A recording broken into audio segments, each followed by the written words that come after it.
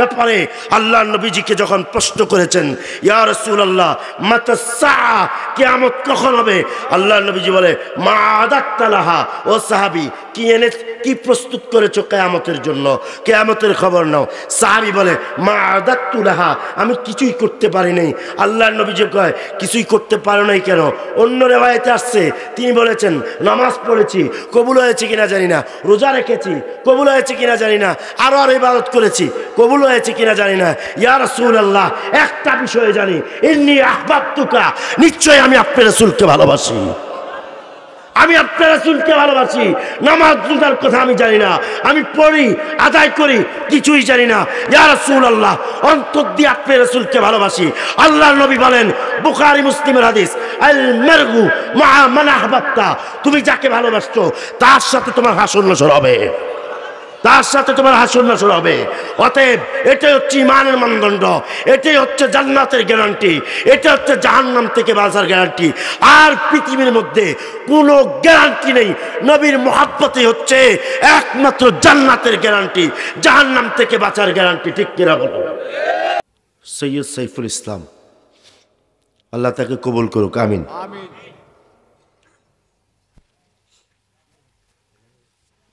শুকরিয়ার আলোচনা করছেন। কিসের শুকরিয়া আদায় করলে কি হয়? আল্লাহ বরকত দেয়, ধন সম্পদ বাড়ায় দেয়। তো কাফেরদের এখন যে ইউরোপ ব্যাপী কাফের বেঈমান, তাদের যে আমাদের চেয়ে ধন সম্পদ বেশি। কি গরিব মানুষ খাইতে পায় না, চলতে পায় না, নামাজ পড়তেছে নি, বুঝ হওয়ার পর থেকে নামাজ পড়ে। ওই লোকের মা বাবাও নামাজ পড়ে, ফোলাভাইন্ড নিয়ে নামাজ পড়ায়। ওই সে আগের ফকির রয়ে গেছে। কি কথা কয় না? তো এটার জবাব কি হুজুর? আমি রাগ করবে কি? এতে ইলমি একটা বিষয়, এই জন্য খোঁচা দিলাম।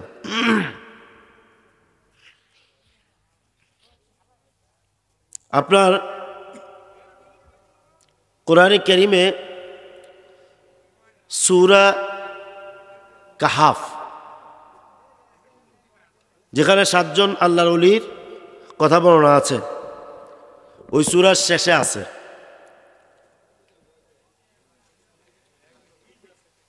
আল্লাহ তাআলা কাফেরদেরকে বাড়াই দিচ্ছেন শুকরিয়া আদায় না করার পরও। যে আলোচনাটা করলো উল্টা হয়ে গেছে না? আর গরিবে রয়েছে, সারা জীবনে নামাজ পড়তেছে। তাইলে এখানে কি হলো? কিভাবে বুঝবেন আপনি এটা? এই যে কথা বললাম না, এটা নাস্তিকদের কথা। কার কথা? নাস্তিকরা এভাবে পয়েন্ট আনে যে আপনারা বলতেছেন আল্লাহ বাড়াইয়া দেয়, কাফের মুশরিক জীবনে আল্লাহর সেজদাও দেয় নাই, আল্লাহ মানেও নাই, আল্লাহ চিনেও না, তো তাদের কেন এত বাড়তি? আপনাদের যেই সেই। তাহলে বোঝা যায় এখানে বাড়ানোর অর্থ দুইটা। কয়টা? কথা বলেন, কয়টা? এক, বস্তুগত হতে পারে, দুনিয়ার মধ্যে আল্লাহ আপনার অভাব দূর করবেন, সচ্ছলতা দান করবেন, ধনী করবেন, এটা একটা অর্থ। কিন্তু মূল অর্থ এটা নয়। মূল অর্থ হচ্ছে, বৃদ্ধি করার অর্থ হচ্ছে আল্লাহ তাআলা এই সংক্ষিপ্ত জীবনটাকে মুমিনদের কর্মক্ষেত বানিয়েছেন। এখানে সে কর্ম করবে, কষ্ট করবে, যত ইবাদত করবে, ইবাদতের বিনিময় আল্লাহ লিখে রেখেছেন হাসরের ময়দানে সে সমস্ত তার শুকরিয়ার সমস্ত ধন সম্পদ দেখতে পাবে। কিন্তু কাফের শুকরিয়া আদায় না করলো তাকে বাড়তি। তার কারণ কাফেরদের জন্য সেদিন কোনো মিজান খাড়া করাবে না। মিজান মানে কি? মানদণ্ড, ফাল্লা সেদিন কি করবে না? স্থাপন করবে না। মিজান হবে মুমিনদের জন্য। কার জন্য? কাফেরের জন্য কোনো মিজান নাই, কোনো পাল্লা নাই, ওজন নাই। পাল্লা হবে আপনার মুমিনদের জন্য, মুমিনদের বদ নেক অথবা নেককে ওজন করবে, কে কোন জান্নাতে যাবে, কে কোন অবস্থায় যাবে। আর মুমিনদের বদ যদি সেখানে ধরা খেয়ে যায়, ওই মিজানকে প্রতিষ্ঠিত করা হবে সর্বশেষ আমাদের নবী, দু জাহানের নবী, নবী মুহাম্মদুর রাসূলুল্লাহ সাল্লাল্লাহু আলাইহি ওয়াসাল্লামের শান মানকে তাম সৃষ্টি জগতের নিকট প্রকাশ করার লক্ষ্যে। দেখো, যখন উম্মত ধরা খেয়ে যাবে, তার ফাল্লা যখন হালকা হয়ে যাবে, আল্লাহর নবীজি তখন ওই ফাল্লার মধ্যে তার দুরুদ ও সালাম, তার প্রশংসা, তার উম্মত যত ধরনের পৃথিবীর মধ্যে তার প্রশংসা করেছিল, সমস্ত কিছু ওই দাড়ি পাল্লার মধ্যে দিবে, দিয়া ওজন করাইয়া মুমিনকে সেখানে কি করবে, ওজন করে তাদেরকে জাহান্নাম থেকে মুক্ত করে জান্নাতে নিয়ে যাবে। অতএব কাফেরদের জন্য কি নেই? মিজান। এটা হলো হিকমত। বুঝতে পারছেন তাইলে? আলহামদুলিল্লাহ। এখন কারণ কাফেরদের ওই দুনিয়া কিছুই নেই, আপনার আখিরাতে কিছুই নেই। এটা হচ্ছে মূল জিনিস। আল্লাহুম্মা সাল্লি মাওলানা মুহাম্মদ ওয়া আলা আলি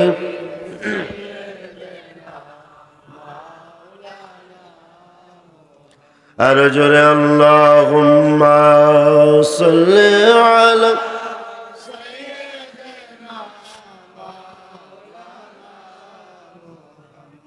ওয়া আলা আলি।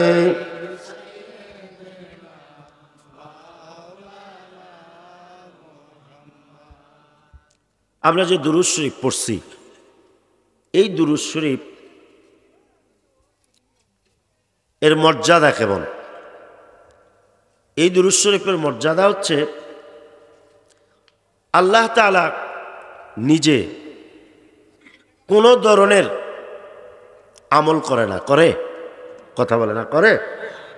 আল্লাহর কি ইবাদত আছে? আমল ইবাদত কিছুই নেই।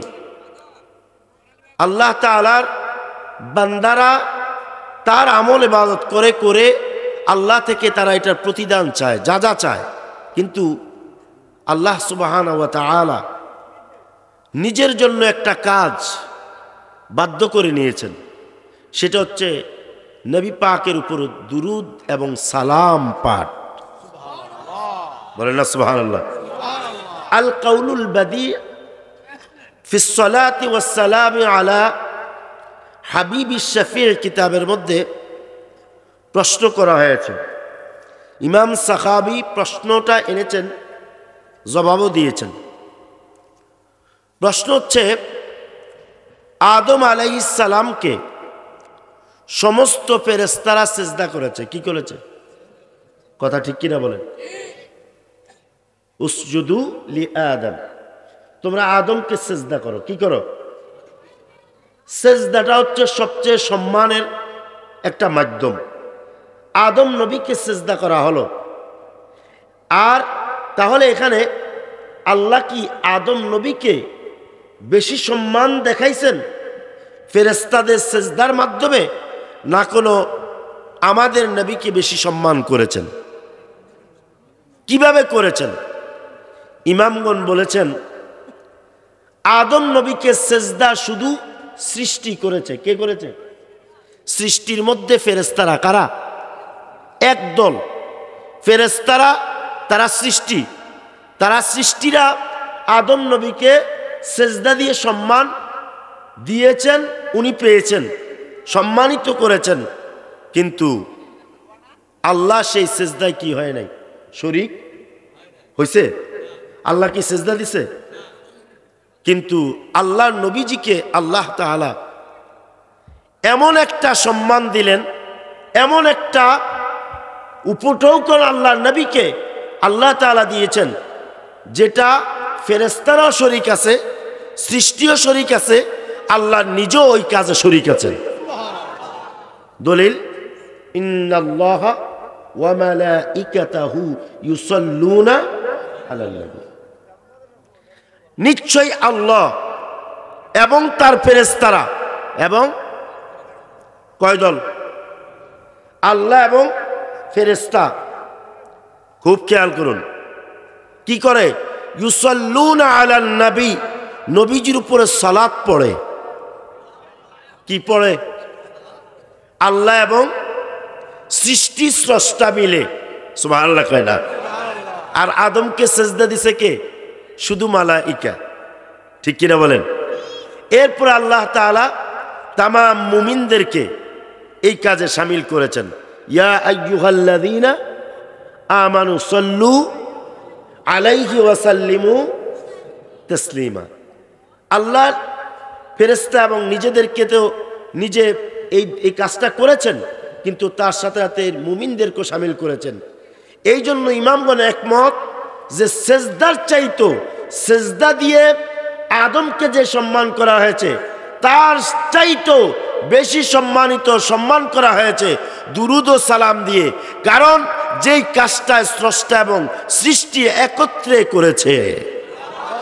জোরে কয় না সুবহানাল্লাহ? এটা হচ্ছে পার্থক্য। এটা কি?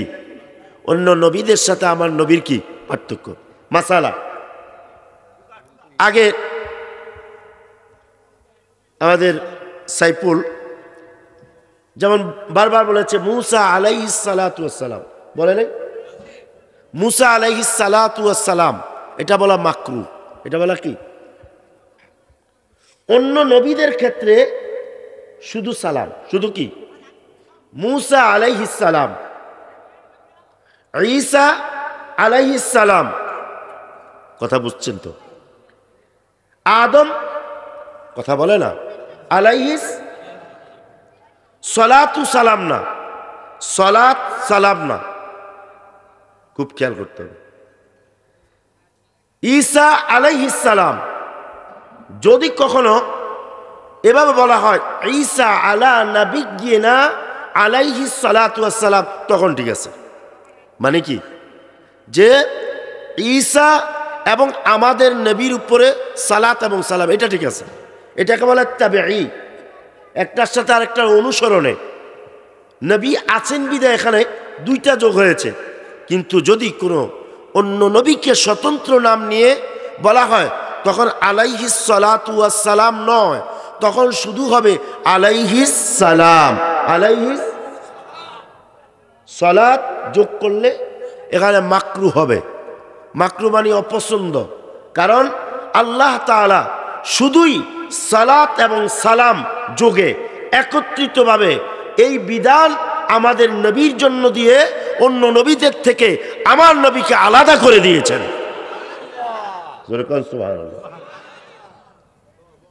কথা ক্লিয়ার? এগুলো চুম্বক কথা, এগুলো হৃদয়ে ধারণ করলে, মনে রাখলে, আরে এই যে কথাগুলো, যারা এখন দেখেন বড় বড় ডক্টর, দেখেন না ইউটিউবে দেখা যায় ডক্টর, আল্লামা, লাখ লাখ মানুষ হয়। আপনি তাদেরকে নাড়া দিলে এই সমস্ত লোকেরা এই যে এই বক্তব্য শোনার পরে যদি নাড়া দেন, তারা জবাব দিতে পারবে না। তারা কি জবাব দিতে পারবে না? এই জন্য দেখা যায় পূর্বেকার যেমন সৈয়দ আবেদ শাহ মাদানী, ফজলুল করিম নকশবন্দি, এই যে দালাল বাজারের, ঠিক কিনা, আকবর আলী রেজবি, এখানে আলী আকবর হুজুর, আপনাদের কি হুজুরের আব্বাজান নাকি? এই ধরনের আলেম, এই ধরনের পীর মাশায়েখের ছাত্র যারা, মুরিদ যারা, তাদের সাথে এই কথিত বড় বড় ডক্টররাও কখনো তাদের সাথে এই বিষয়গুলো, হেকমতি বিষয়গুলো, ইলমের নির্যাসগুলো দিয়ে কখনো তাদের সাথে কুলাবে না। চিৎকার বলে আলহামদুলিল্লাহ। অধ্যক্ষ হাফেজ এম এ জলিল, ঠিক কিনা হুজুর? অধ্যক্ষ হাফেজ এম এ জলিল, এই উনাদের যারা শুধু ছাত্র, ছাত্র বলতে মুরিদ, এরকম ওনাদের ওয়াজ শুনেছে লাগাতার কয়েক বছর, 2-5 বছর, এরকম শ্রোতার সাথেও ওই সমস্ত আলেমরা কুলাবে হ্যাঁ, আমি একটা বলতে পারবো, সেটা হচ্ছে সে হয়তো সুন্দর করে কোরআন তেলাওয়াত করবে, গুছায় কথা বলতে পারবে নাকি, কিন্তু আপনার মধ্যে যে কনসেপ্টটা, বুঝটা, জ্ঞানটা, শুদ্ধতা, স্বচ্ছতার ক্ষেত্রে আপনি যত ক্লিয়ার, এই ক্লিয়ার আকীদা, বিশ্বাস, এই ধরনের জ্ঞান এটা তাদের কাছে নাই। ঠিক না ঠিক বলেন? এই কারণে দেখা যায় বর্তমান বড় বড় আল্লামা হয়েও যেটা বলে এটাই ভুল, যেটা বলে এটাই ভুল। তো কি পড়াশোনা করছে আল্লাহ ভালো জানে। নাউজুবিল্লাহ বলেন। একটা মাসালা আপনাদেরকে বললাম সালাত এবং সালামের ব্যাপারে। আরেকটা মাসালা, আজান দেওয়া হয়েছে, এশাও দিয়েছে এবং মাগরিবও দিয়েছে। আজানের পরে মুনাজাতের আগে দুরূদ আছে না নাই? আছে না নাই? এখানে মুসলিম শরীফের হাদিস, এটা কিতাবুল আজান, মুসলিম শরীফের আজানের অধ্যায়ে স্পষ্ট নিয়মটাই ভাবে, যখন তুমি মুয়াজ্জিনের কি শুনবা, আজান শুনবা, মুয়াজ্জিন যা বলে কুলু, তোমরা বলো মিসলা মা ইয়াকুলুল মুয়াজ্জিন, মুয়াজ্জিন যা বলে অনুরূপ তোমরা বলো। যেমন আল্লাহু আকবার, আপনারা কি বলবেন? আশহাদু আল্লা ইলাহা ইল্লাল্লাহ, আশহাদু আন্না মুহাম্মাদুর রাসূলুল্লাহ। মুহাম্মাদুর রাসূলুল্লাহ বললে কি বলবেন? এখানে একটা গ্যাপ আছে, এখানে একটা গ্যাপ আছে। এখানে আপনি শুধু সাল্লাল্লাহু আলাইহি সাল্লাম বলছেন, অথচ এখানে বলা হয়েছে মুয়াজ্জিন যা বলে তা বলবেন। দুরূদ শরীফটা শুধু বাড়তি হিসেবে আসবে, কি হিসেবে আসবে, কিন্তু মূল আজান আপনাকে বলবেন। তাহলে কি বলবেন? আশহাদু আন্না মুহাম্মাদার রাসূলুল্লাহ সাল্লাল্লাহু আলাইহি ওয়াসাল্লাম। তবে কথা বুঝেন নাই? এরপরে হাইয়া আলাস সালাহ বললে লা হাওলা ওয়ালা কুওয়াতা ইল্লা। এখানে আমার হাদিসে ভিন্নতা আছে, অন্য হাদিসে ভিন্নতা এটা আছে, যার কারণে এখানে আমাদের কোনো ব্যাখ্যা চলবে না। হাইয়া আলাল ফালাহ বললে তা আপনি লা হাওলা, এরপরে কি আল্লাহু আকবার, আল্লাহু আকবার, লা ইলাহা, এরপরে গিয়ে আপনি দুরূদ শরীফ পড়বেন। কি পড়বেন? আল্লাহুম্মা সাল্লি আলা সাইয়্যিদিনা মুহাম্মদ ওয়া আলা আলিহি ওয়া সাহবিহি ওয়াসাল্লিম পড়ে তারপরে মুনাজাত। তারপরে কি? তারপরে কি? মুনাজাত। এর আগে নয়, মুনাজাতের আগে দুরূদ আছে না নাই? এটা হাদিস শরীফ, নবী পাক বলছে, এরপরে বলছে সল্লু আলাইয়া, আমার উপর দুরূদ পড়ো। মান সাল্লা আলাইয়া সাল্লাল্লাহু আলাইহি বিহা আশরা, যে ব্যক্তি আমার উপর একবার দুরূদ পড়বে তার উপর আল্লাহ 10 বার রহমত পাঠাবে। কয়বার? তাহলে আজান শেষ, মুনাজাত নয় দুরূদ, কি পড়তে হবে? এরপরে গিয়ে কি? মুনাজাত। এরপরে কি? মুনাজাত। এই মুনাজাতের ক্ষেত্রে আপনি কি করবেন? মুনাজাত যে মুনাজাত, দুরূদ কেন করলো এখানে? এটা একটা প্রশ্ন, কেন দুরূদ করলো এখানে? দুরূদের সাথে সম্পর্ক কি এখানে?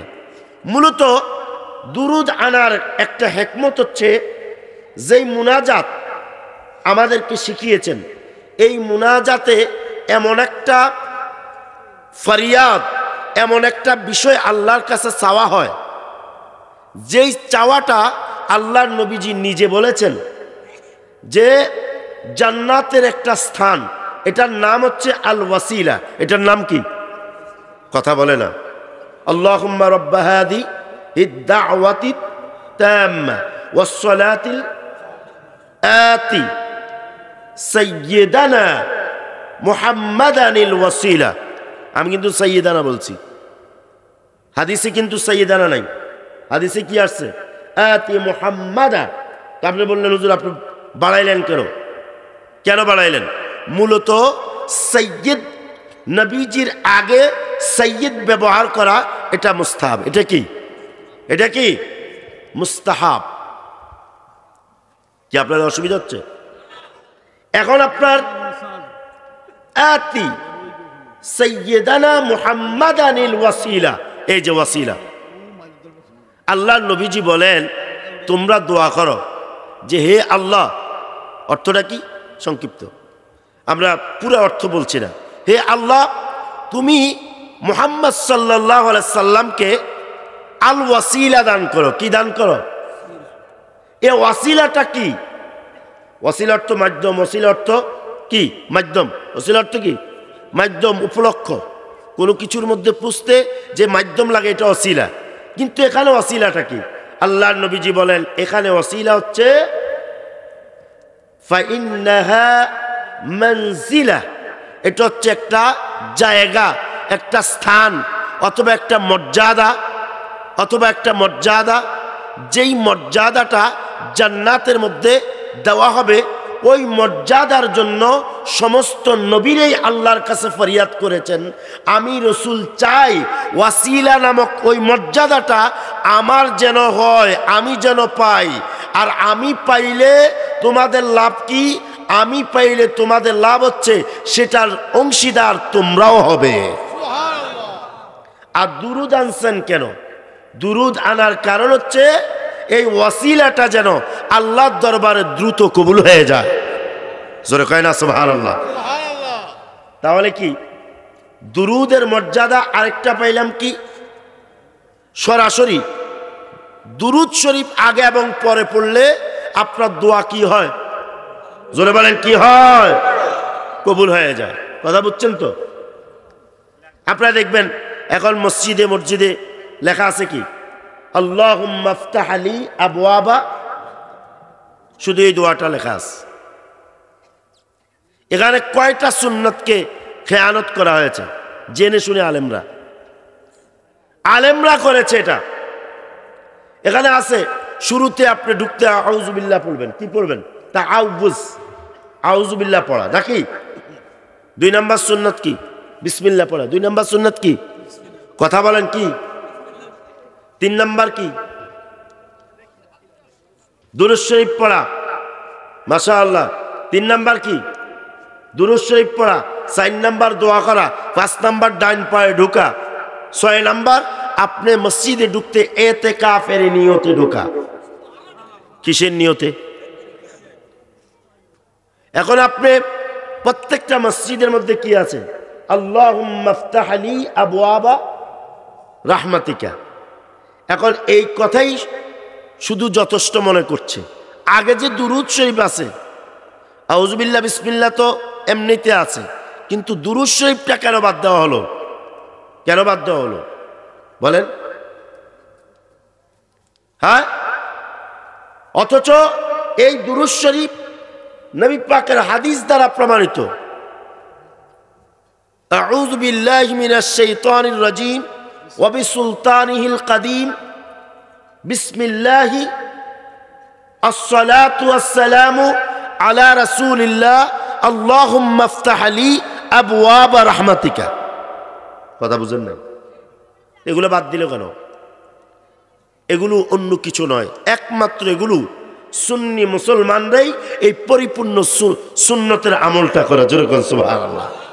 এই জন্য দেখবেন সুন্নি মসজিদগুলার, আপনার সুন্নি মসজিদগুলার একেবারে দরজার সামনে এগুলো লেখা আছে, ঠিক কিনা বলেন? আর অন্য কোনো মসজিদে পাবেন না।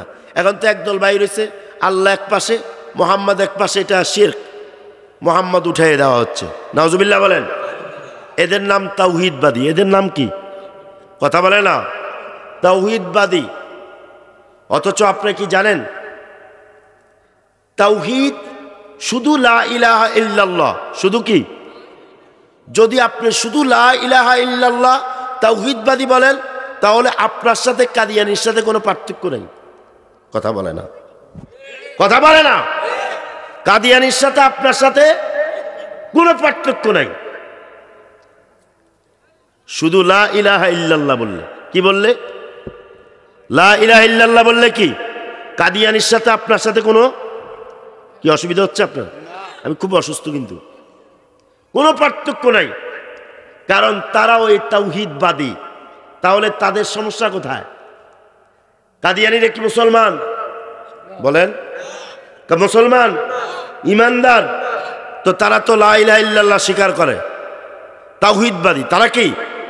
তাহলে তাওহীদবাদী হলে তারা যদি এটা স্বীকার করে, স্বীকার করার পর আপনি মুমিন বলছেন না, ইমানদার বলছেন না, মুসলমান বলছেন না, রাষ্ট্রীয়ভাবে কাদিয়ানীদেরকে কাফের ঘোষণা করা হোক, এটা আপনারা মাঠে ময়দানে আন্দোলন করেন, তাহলে তারা তো তাওহীদবাদী। তাদের দোষ কোথায় ছিল মুসলমান হওয়ার ক্ষেত্রে? তাদের দোষ কোথায় ছিল মুমিন হওয়ার ক্ষেত্রে? মূলত কারণ হচ্ছে তারা তাওহীদবাদী, আল্লাহকে মানে, লা ইলাহা ইল্লাল্লাহ স্বীকার করে, কিন্তু তাদের মূল সমস্যা রিসালাতের মধ্যে মুহাম্মাদুর রাসূলুল্লাহ, আল্লাহর নবী, শেষ নবী মুহাম্মাদুর রাসূলুল্লাহর পরে আর কোনো নবী নেই, রাসূল নেই, এই কথাটা মানে না, রিসালাত মানে না, বিদায় তারা মুমিন হতে পারে নাই, তারা মুসলমান হতে পারে নাই। অথচ আপনি তাওহীদবাদী বলছেন, রিসালাত বাদ দিয়েছেন, রিসালাতকে ফালতু স্লোগান বলেছেন, রিসালাতকে স্বীকার করতে চান না, তাহলে আপনার সাথে আর তাওহীদবাদী কাদিয়ানীর সাথে কোনো পার্থক্য? জোরে বলেন পার্থক্য? সালাতুন ইয়া রাসূল, গরম পানি দেওয়া যাবে না?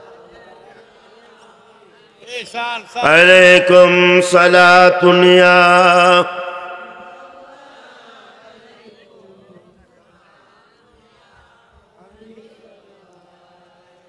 আমার নবীজি নিজে বলেছেন যে যদি আমার ভাই, নবুয়তি ভাই মূসা তার জাহিরি হায়াতে থাকতেন, কোন হায়াতে? কোন হায়াতে? আমরা এভাবে কেন বলি? বাতিলদের সাথে এই বলার সাথে একটা আদবের গ্যাপ আছে। কি জানেন বাতিলরা কি বলবে জানেন? মূসা নবী যদি জিন্দা থাকতেন, কথা বুঝেন নাই, এর দ্বারা বুঝাবে তিনি মুর্দা। আর আমরা কি বলেছি? মূসা নবী যদি জাহিরি ভাবে থাকতেন, তার মানে বাতিনি উনি জিন্দা। সুবহানাল্লাহ। বাতিনি তিনি, এটা বুঝাবে। জাহেরের বিপরীত কি? বাতেন। মূসা আমার ভাই, মূসা যদি কি জাহিরি হালে থাকতো, তাহলে কি আল্লাহর নবী যে বলে আমি রাসূলকে পাওয়ার পর আমাকে না মাইনা উনি থাকতে পারতো না, ওনার উপর আবশ্যক হতো আমি রাসূলের উপরে, আমি রাসূলের কাছে এসে আমার প্রতি ঈমান এনে আমার উম্মত হওয়া। জোরে কয় না সুবহানাল্লাহ? কি বুঝলেন? এই জন্য বলা হয় সমস্ত নবীগণ আমার নবীর উম্মত। সুবহানাল্লাহ কয় না? আমার নবীর কি? এখানে একটা গ্যাপ। গ্যাপটা কি? বাতিলরা এই যে আমি বললাম আমার নবীর উম্মত, নবী তো সবার শেষে, তিনি কি? কথা বলে না কি? আপনাদের খারাপ লাগে? আমি আলোচনা এভাবে করি, কণ্ঠ পাইতেন না, কথা বুঝেন নাই? নবী তো সবার শেষে, কিন্তু তারা কিভাবে ওনার উম্মত হলেন? তারা কিভাবে তার উম্মত হলেন? এটা কি আপনি বানাইয়া বললেন, না এটা কোরআন এবং হাদিসের দলিল আছে?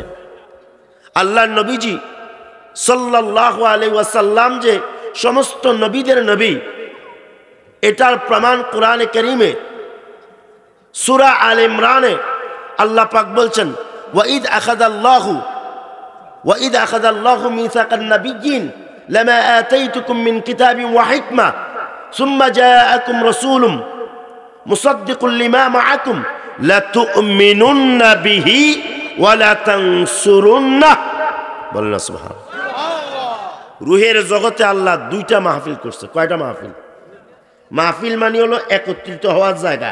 মাহফিল মানে কি? আপনি একত্র হয়েছেন না?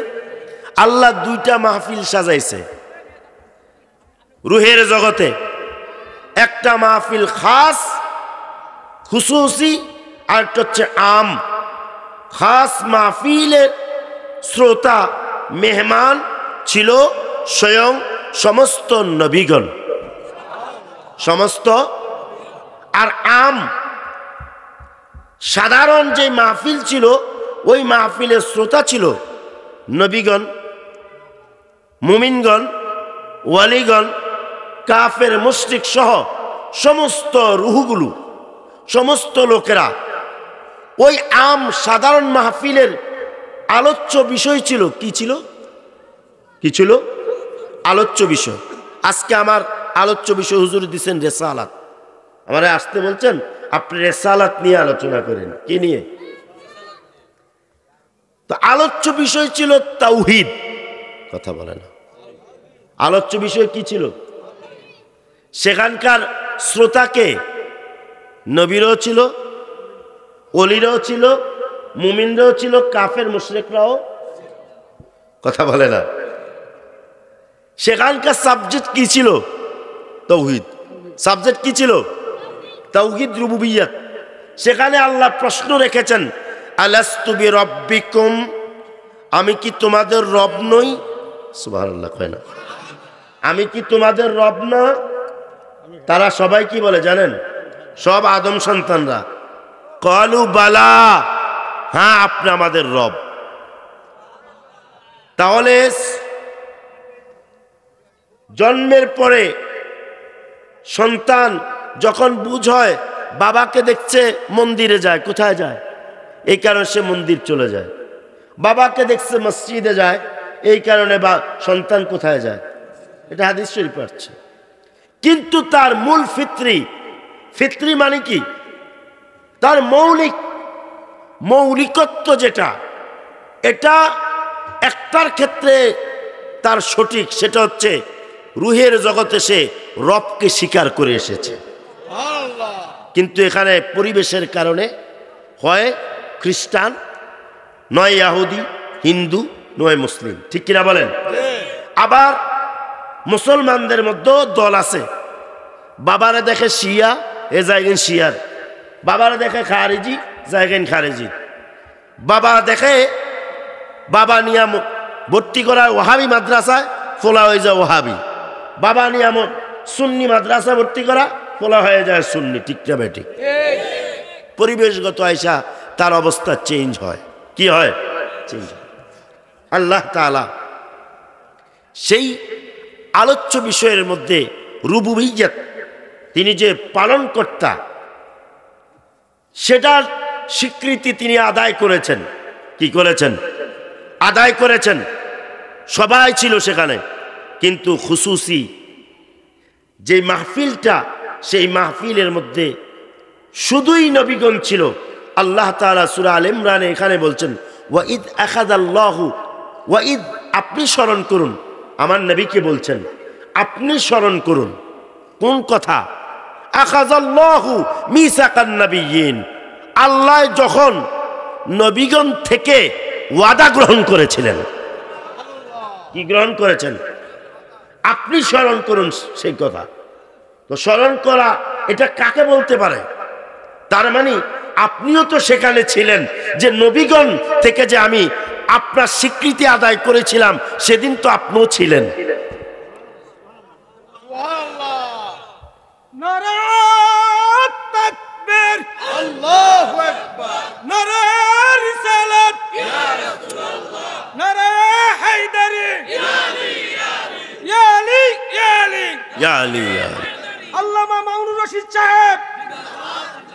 বক্তার নাম কইেন না, বক্তার নাম না কইয়া যত তাকবীর রিসালাতের, তারপরে তাকবীরের যত দিতে পারেন, বক্তার নাম মানেন না। এটা অনেক বক্তা রাগ করে ফেলে, এই কারণে বাদ। এটা এই কারণে কি? বক্তার নামে বাদ। আমরা আল্লাহ জিকির করব, রসুলের জিকির করব, মাওলা আলীর জিকির, গৌসে পাকের জিকির। ঠিক কিনা বলেন? কারণ আমার সামনে আমার জিকির করলে আমি তো ভালো মানুষ নয়, আমার অন্তরে অহংকার ঢুকবে। কি ঢুকবে? তবে ওলি আল্লাহ এর অর্থে এই নয় ওলিদের জিকির করা গুনাহের কাফারা। তা আমি তো ওলি না ভাই, গুনাহগার মানুষ। ঠিক কিনা বলেন? আচ্ছা, এখন খুব খেয়াল, আল্লাহ তাআলা বলছেন যে আপনি স্মরণ করুন যখন আল্লাহ নবীগণ থেকে, মিনান নাবিয়্যিন, নবীগণ থেকে কি নিয়েছেন? ওয়াদা। কি নিয়েছেন? ওয়াদা নিয়েছেন। কিসের? যে তোমাদেরকে আমি হিকমত দিব। কি দিব? কিতাব দিব, হিকমত দিব। হিকমত এখানে হচ্ছে নবুয়ত। এখানে হিকমত কি? কথা বলে না, নবুয়ত। হিকমত সুন্নাহ, ইউআল্লিমুকুম, যেমন কিতাব ওয়াল হিকমা, যখন নবী পাককে বলেছে যে তোমাদেরকে তিনি কিতাব শিখাবেন, হিকমত শিখাবেন, তখন এখানে হিকমত হলো সুন্নত, হাদিস।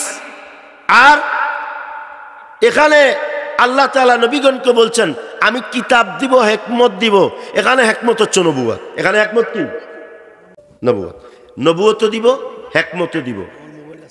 আল্লাহ তাআলা বলে তবে কি শর্ত হচ্ছে, আমার বন্ধু যখন সত্যতার সহিত তোমাদের কাছে যাবে, সুবহানাল্লাহ, লাম্মা জাআকুম রাসূলুম মুসাদ্দিকুল লিমা মাআকুম। শুধু তাই নয়, ওই নবীগণ, আপনি যে দায়িত্ব পালন করবেন, লিমা মাআকুম, আপনাকে তাওরাত দেওয়া হয়েছে, আপনাকে ইনজিল দেওয়া হয়েছে, আপনাকে জাব্বুর দেওয়া হয়েছে, আপনাকে সহিফা দেওয়া হয়েছে, আপনাকে নবুয়ত দেওয়া হয়েছে। এই যে আপনার কাজের যত কিছু আছে, এগুলো সম্পর্কে আমার নবী স্বীকৃতি দিবেন। মুসাদ্দিকুন, তিনি স্বীকৃতি দানকারী, লিমা মাআকুম, সুবহানাল্লাহ, আপনাদের সাথে যা আছে এগুলো সম্পর্কে তিনি স্বীকৃতি দানকারী। সুবহানাল্লাহ বলেন। এই বেটা, কোন ধরনের আলেম হলি? নবী পাকের বিষয়ে কোরআন থেকে দেখ না। কথা বলতে হৃদয়টা কাঁপা দরকার, ঠিক কিনা বলেন? কিভাবে কথা বলো? আর ওই সমস্ত বক্তাদের বক্তব্য বা মানুষ কিভাবে শুনে? হ্যাঁ, একটা কারণ আছে।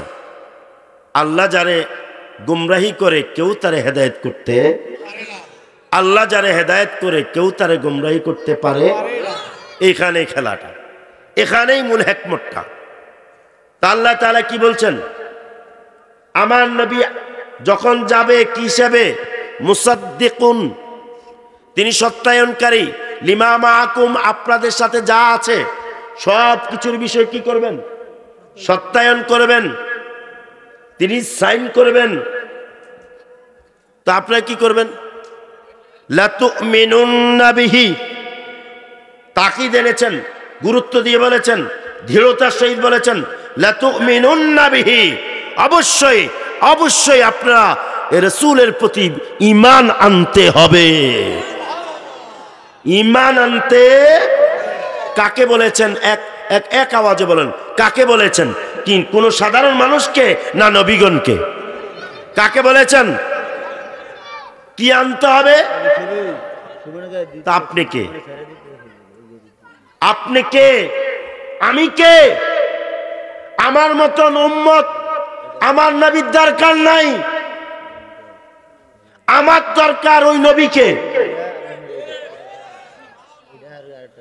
আমার মতন বান্দা আল্লাহর দরকার নাই, আমার দরকার ওই আল্লাহকে। যেখানে আমার দরকার সেখানে আমাকে কত সাবধান হতে হবে।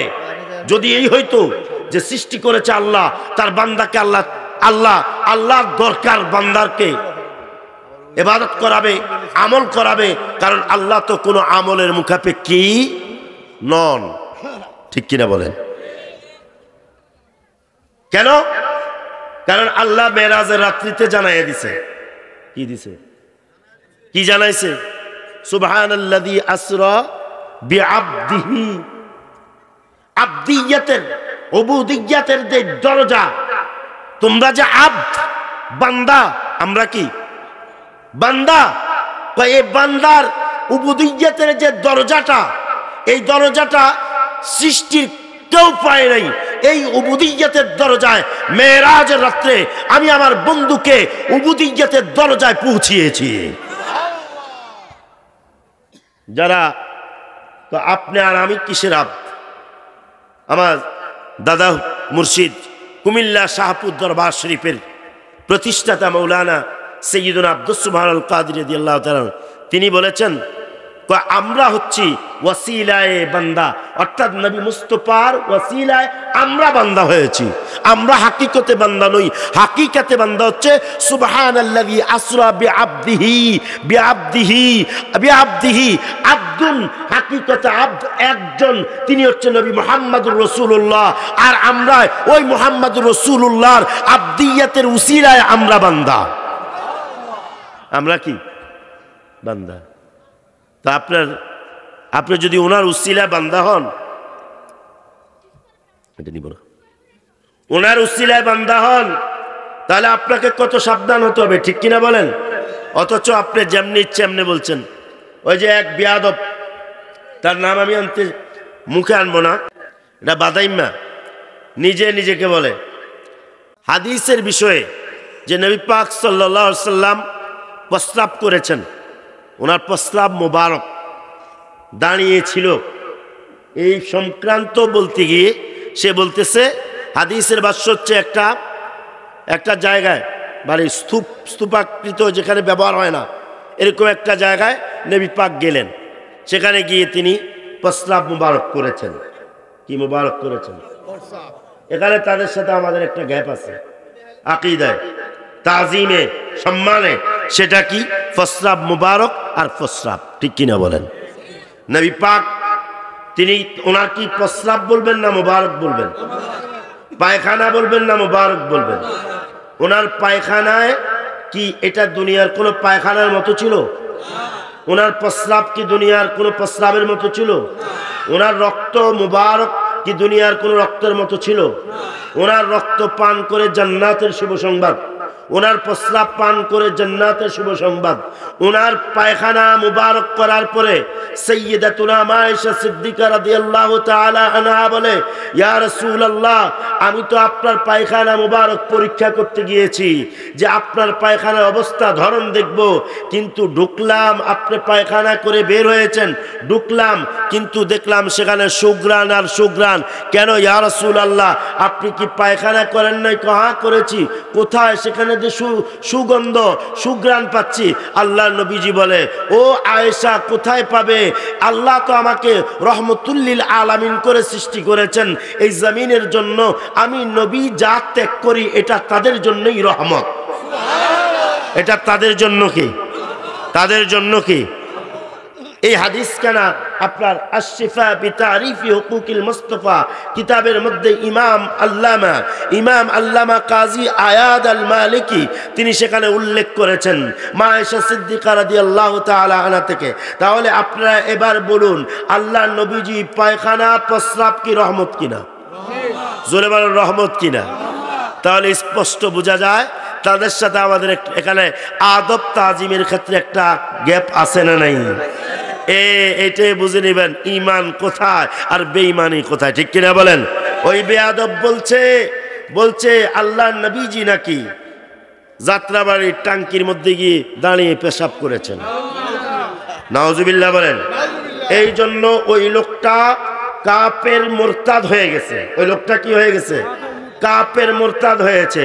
যারা সন্দেহ করবে তারাও কাফের, যারা সন্দেহ করবে তারাও কাফের হবে, আর যারা তার জেনে শুনে তাকে অনুসরণ করবে তারাও কাফের হবে। গালিগালাজ না করে পারলে কিতাব দিয়ে খণ্ডন করো, ঠিক কিনা বলো? পারলে কিতাব দিয়ে খণ্ডন করো। আমার ভাইরা, বলছিলাম আল্লাহ তাআলা কি বললেন? লা তুমিনুন্না বিহি, অবশ্যই তোমরা কি করবে? ঈমান আনবে। কি করবে? কার প্রতি? আমাদের নবীজির প্রতি ঈমান আনবে। ওয়ালা তানসুরুন্নাহ, এবং অবশ্যই তাকে তোমরা সাহায্য করবে। জোরে কোন সুবহানাল্লাহ। তোমরা তাকে কি করবে? কিভাবে নবীজিকে সাহায্য করবেন? খেয়াল করো, কিভাবে তোমরা সাহায্য করবে? কি হবে? আপনারা সাহায্য করবেন কেমনে? আপনারা কিভাবে নবীকে সাহায্য করবেন? এটা তো আমাদেরকে বলে নাই, বলেছে কাকে? সাইয়্যিদ সমস্ত নবীগণকে। কাকে বলছে? সমস্ত নবী। অবশ্যই কি করবেন? আপনার সাহায্য করবেন। এই সাহায্যটা কি? এই সাহায্যটা কি অর্থে? এই সাহায্য সাল্লাল্লাহু আলা মুহাম্মাদ ওয়া আলাইহি সাল্লাল্লাহু আলা সাল্লাল্লাহু আলাইহি। কিভাবে সাহায্য করবে? এই সাহায্যটা নবীগণ কিভাবে, যেহেতু নবীগণ ওনাকে পায় নাই, পাইছে ওনাকে তো পায় নাই, ওনার জামানায় তারা নাই, তাহলে কিভাবে করেছে? সুবহানাল্লাহ কয় না? এই দায়িত্বটা কি সত্য ছিল না? তো সত্য হলে কিভাবে তারা এটাকে প্রমাণ করেছে, বাস্তব করেছে? মূলত এই বিষয়ে আমরা স্পষ্ট সমাধান পাই সাইয়্যিদুনা আদম সফিউল্লাহ থেকে শুরু করে যত নবীগণ এসেছেন প্রত্যেকেই তারা তাদের জামানায় তাদের উম্মতের কাছে আমার নবীর আলোচনা তারা করেছে। জোরে কন্না সুবহানাল্লাহ। এই জন্য প্রত্যেক নবীর আমলের তাদের স্ব উম্মতেরা আমার নবীকে চিনতো, জানতো। জোরে কন্না সুবহানাল্লাহ। এটার দলিল কোথায়? এই যে ইহুদিরা আমার নবীকে চিনেনি, খ্রিস্টানরা কেমনে চিনে? কে বলেছে চিনে? কিভাবে চিনে? কারণ মুসা নবী তাদের কাছে বলে গেছে, ঈসা নবী তাদের কাছে বলে গেছে। এই কথাটার দলিল কোরআনে আছে। কোথায়? আল্লাযীনা আতাইনাহুমুল কিতাবা ইয়ারিফুনাহু কামা ইয়ারিফুনা আবনাহুম। আল্লাহ তাআলা বলেন আল্লাযীনা আতাইনাহুমুল কিতাবা, যাদেরকে আমি কিতাব দিয়েছি। কি দিয়েছি? তাদের নাম আহলে কিতাব। তাদের নাম কি? আহলে কিতাব মানে কিতাবওয়ালা, যারা কিতাব পেয়েছে। আমরা কিতাব পেয়েছি, খ্রিস্টানরা কিতাব পেয়েছে, ইহুদিরা কিতাব পেয়েছে। আল্লাহ তাআলা বলেন যাদেরকে কিতাব দিয়েছি, যাদেরকে কিতাব দিয়েছি, ইয়ারিফুনাহু, তারা তাকে চিনে। সুবহানাল্লাহ। তারা তাকে, হু মানে এখানে আয় মুহাম্মাদান সাল্লাল্লাহু আলাইহি ওয়াসাল্লাম, উনাকে চিনে। কেমনে? আল্লাহ উদাহরণ দিয়ে বুঝাচ্ছেন। কামা ইয়ারিফুনা আবনাআহুম, যেভাবে বাবারা তাদের সন্তানদেরকে চিনে। কথা বলেন, কোন বাবা কি তার সন্তানকে চিনতে ভুল করে? জোরে বলেন, ভুল করে? যদি ভুল করে তাহলে এটা কি তার বাবা হবে? বা সন্তান হওয়ার সম্ভাবনা থাকবে? যদি না চিনে তাহলে বুঝতে হবে উনি পাগল, মেন্টালি কোনো প্রবলেম হয়েছে। বাবা তুমি কে, বা তোমার বাড়ি কোথায়, তাহলে বুঝতে হবে মাথায় সমস্যা। কিন্তু আল্লাহ তাআলা উদাহরণ দিচ্ছেন কি? কামা ইয়ারিফুনা আবনাআহুম, তারা যেভাবে তাদের সন্তানদেরকে চিনে, আমার নবীকেও তারা এইভাবে চিনে। সন্তান হিসাবে না, সন্তানকে চিনতে যেভাবে ভুল করে না, আমার নবীকেও তারা চিনতে ভুল করে নাই। কিন্তু তারা তাদের স্ব জামানার নবী তাদের নবী হিসেবে দাবি করতেছে। ঠিক কিনা বলুন? এই জন্য আল্লাহর নবীজি বলেছেন। কেন বলছি এগুলো? ইহুদিরা তো মুসা নবী স্বীকার করে, আমাদের নবী মুসা, নবুয়তে মুসাবি এটা তারা স্বীকার করে, নবুয়তে ঈসাবি এটাও তারা স্বীকার করে। খ্রিস্টানরা আল্লাহ এক এটা যদি স্বীকার করে তাহলে তাওহীদও মানলো, রিসালাতও মানলো, রিসালাতে মুসাবি ওনারটা মানলো, কিন্তু এরপরে কেন মুমিন নয়? কারণ ওই এক জায়গায়, কেন উনি তো নবী, সত্যিকার নবী, কারণ ওই এক জায়গায় ধরা আমার নবী যখন আগমন করেছে সকল নবীদের নবুয়তের দরজা বন্ধ হয়ে গেছে। ঠিক কিনা বলেন? এরপরে আর কোনো নবুয়তের দরজা নেই। এই ক্ষেত্রে এসে যারা শুধু তাওহীদবাদী তারা কাদিয়ানীদের সাথে তাদের মিল, আর যারা রিসালাতবাদী এবং তাওহীদবাদী তারাই হচ্ছে মুসলমান প্রকৃত। জোরে বলেন সুবহানাল্লাহ। এখন আপনারা বলেন আপনি কি মুসলমান কিনা? তাহলে আপনাদের কয়টা? দুইটা। কয়টা? এক তাওহীদ, দুই কি? এক তাওহীদ, দুই কি? যেটার পরিপূর্ণতা কি? লা ইলাহা ইল্লাল্লাহ মুহাম্মাদুর সুবহানাল্লাহ। শুনেন, নবী পাকের সাথে থাকলে, সম্পর্ক রাখলে কি দাম, কি দাম হয়, কি দাম হয়। যেখানে আমল লাগে না, ইবাদত লাগে না, নামাজ লাগে না, রোজা লাগে না, হজ লাগে না, জাকাত লাগে না, নবীর সাথে লেগে থাকলে, সম্পর্ক রাখলে, নবীকে পছন্দ করলে, নবীর প্রতি বিনা আপত্তিতে, বিনা বাধায় নবীকে মুহাব্বত করার যদি করে এবং বিশ্বাস করে, তাহলে সত্যায়ন করে তিনি আমার নবী, এটা যদি তার হৃদয়ের মধ্যে শ্রদ্ধা ভরে থাকে, তাহলে কি লাভ? কয় নামাজ লাগে না, রোজা লাগে না, হজ লাগে না, জাকাত লাগে না, ওই ব্যক্তি ইমানদার মুমিন, ওই ব্যক্তি জান্নাতি, জান্নাতি, জান্নাতি। জোরে সুবহানাল্লাহ। দিলেননি হুজুর নামাজ রোজা বাদ দিয়া?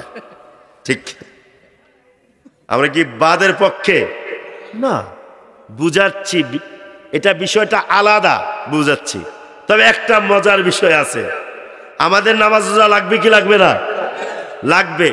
যদি নাও থাকে তারপরে জান্নাতি, ওই ইমানের কারণে, ঠিক কিনা? এটাতে একমত। কিন্তু নামাজ, রোজা, হজ, জাকাত সবকিছু ছাড়াও নবীকে পেয়ে জান্নাতি হয়েছে, কি দলিল দিব? বলবো। আল্লাহ নবী সাল্লাল্লাহু আলাইহি সাল্লাম প্রকাশের আগে, কয়েকদিন আগে, প্রকাশ কেন বললাম, এখানে আবার বাতিলদের সাথে আমাদের একটা গ্যাপ আছে। ওই আয়াতের প্রেক্ষাপটে আল্লাহর নবীজি 40 নবী না সৃষ্টি শুরুতে? 40 না সৃষ্টির শুরুতে? তাহলে প্রথম নবীকে কিতাবে দেখবেন, বইয়ে দেখবেন লেখা আছে আদম নবী, এখানে গ্যাপ আছে। আদম নবী প্রকাশে প্রথম, প্রকাশে, আর সৃষ্টিতে প্রথম, মৌলিকত্বের দিক থেকে প্রথম আমাদের নবী। তো আপনি প্রথম নবী কি হিসেবে বলছেন? প্রথম হচ্ছে তিনি প্রকাশে, আর আমার নবী হচ্ছে সৃষ্টিতে। জোরে কোন সুবহানাল্লাহ। তাহলে নবী 40 নয়, কত নয়, তিনি আগের থেকে। তিনি কি? এগুলি ইমানের সাথে সম্পর্ক আছে না নাই? আপনি নবীকে এর আগে নবী মানলেন না, কথা বুঝেন নাই? আচ্ছা, গ্যাপ আমরা কি বলছিলাম? আমরা যখন বলছি নবীজি প্রকাশ, এই কথার সাথে বাতিলদের সাথে আমাদের গ্যাপটা কোথায়? বাতিলরা প্রকাশ দ্বারা, সুন্নিরা বুঝায় যে নবীজি প্রকাশ হয়েছেন, তবে এর আগে তিনি গোপন ছিলেন, বাতিনিতে ছিলেন, উনি এর আগেও নবী ছিলেন, আজকে ওনার দায়িত্বের প্রচার করছেন, এটা অর্থ। আর বাতিলরা যখন বলে নবী 40 নবুয়ত পেয়েছেন, তার মানে এর আগে তিনি নবী ছিলেন। নাউজুবিল্লাহ বলেন না আমার ভাইরা। আল্লাহুম্মা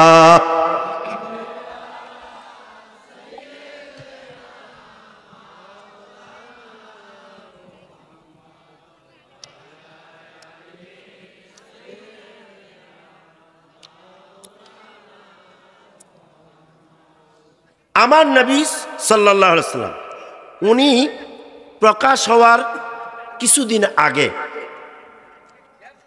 গারে হেরা, হেরা পর্বতের গুহায় অবস্থান করতেন না? তিনি একদিন এসে মা খাদিজাতুল কুবরাকে বললেন, খাদিজা তুমি আমাকে কি করো? কম্বল দিয়ে জড়িয়ে ধরো। কি করো? জড়িয়ে ধরো। মা খাদিজাতুল কুবরা কিছুই তো বুঝতেছেন না কি হচ্ছে এখানে। তবে তিনি তখন অকপটে এই কথাগুলো বলছেন যে আল্লাহ আপনাকে কি করবে না, নৈরাশ করবে না, আপনি ভয় করেন না। এটা ওনার ভাষা। কি আপনার অসুবিধা হচ্ছে? কথাগুলো বলার পরে এবার মা খাদিজাতুল কুবরা মনে মনে চিন্তা করে, কি জানি হয়েছে, সবসময় নিয়ে খাবার দিয়ে আসি, হেরা গুহার মধ্যে কি হলো? আল্লাহ নবীজি তখন কিছু কথা বললেন জিজ্ঞেস করার পরে। কথা বুঝেন? মা খাদিজাতুল কুবরা এবার চিন্তা করলেন আমার ভাই ওরাকা, নাম কি, নাম কি, উনি তৌরাত এবং ইনজিলের হাফেজ, তৌরাত ইনজিলের আলেম হাফেজ। বর্তমান হাফেজ মানে কি, তারা কোরআন মুখস্থ করছে এইটুকু, আর এলেম নাই। কথা বুঝেন নাই? তারা কি করলো, তারা কি করলো, সাইয়্যিদুনা রাসূলুল্লাহ সাল্লাল্লাহু আলাইহি সাল্লামকে আপনার খাদিজাতুল কুবরা আম্মাজান খাদিজা উনি নিয়ে গেলেন ওনার ভাইয়ের কাছে, ওরাকার কাছে। কার কাছে? ওরাকা। ওরাকার কাছে নেওয়ার পরে উনি তখন অন্ধ হয়ে গেছেন, একদম বুড়ো, তো বুড়ো হয়ে গেছে, অন্ধ হয়ে গেছে। অন্ধ হওয়ার পরে তো উনি তো কিছু দেখে না, তো নেওয়ার পরে বললো যে কে তুমি? আমি তো অমুক। কেন আসছো? আমি তো ওনাকে নিয়ে আসছি, উনি কি দেখছেন বা কি কি কি বিষয়ে উনি ওনার কি অবস্থা, এই বিষয়গুলো আপনি একটু জানান তো, দেখান তো। তখন আল্লাহর নবীজিকে ওরাকা জিজ্ঞেস করলেন কি হয়েছে বিষয়টা। তখন তিনি ওই যে গারে হেরার ঘটনা বর্ণনা করলেন যে আমাকে একজন সুদর্শন পুরুষ আমাকে দেখা দিলেন। কি করলেন? দেখা দিলেন। শোনার পরে ওরাকা সাথে সাথে বললেন হ্যাঁ হ্যাঁ হ্যাঁ আমি বুঝেছি, উনি তো অন্য কেউ নয়, তিনি হচ্ছে হযরতে জিবরাইল। উনি কে? উনি জিবরাইল। কারণ উনি তো তাওরাত ইনজিলে পাইছে, পায় নাই? উনি তো আলেম, তবে অন্য ধর্মের। এবার ওরাকা আল্লাহ নবীজিকে বলেন আপনি তো সেই প্রতিশ্রুত নবী, সুবহানাল্লাহ, যার কথা আল্লাহ তাওরাতে জানিয়েছেন, ইনজিলে জানিয়েছেন, যার কথা যোগে যোগে নবীগণ বলেছেন, ঈসা বলেছেন, মুসা আলাইহিস সালাম বলেছেন। আপনি তো সেই নবী, আলামত প্রকাশ হয়েছে, যেই আলামতগুলো আপনি আমার কাছে বর্ণনা করলেন এর দ্বারা বোঝা যায় আপনি হচ্ছেন সেই আল্লাহ তাআলার ওয়াদাকৃত নবী। বলেন না সুবহানাল্লাহ। যার ব্যাপারে আল্লাহ কি আগেই ঘোষণা দিয়েছেন, আল্লাহুম্মা সাল্লি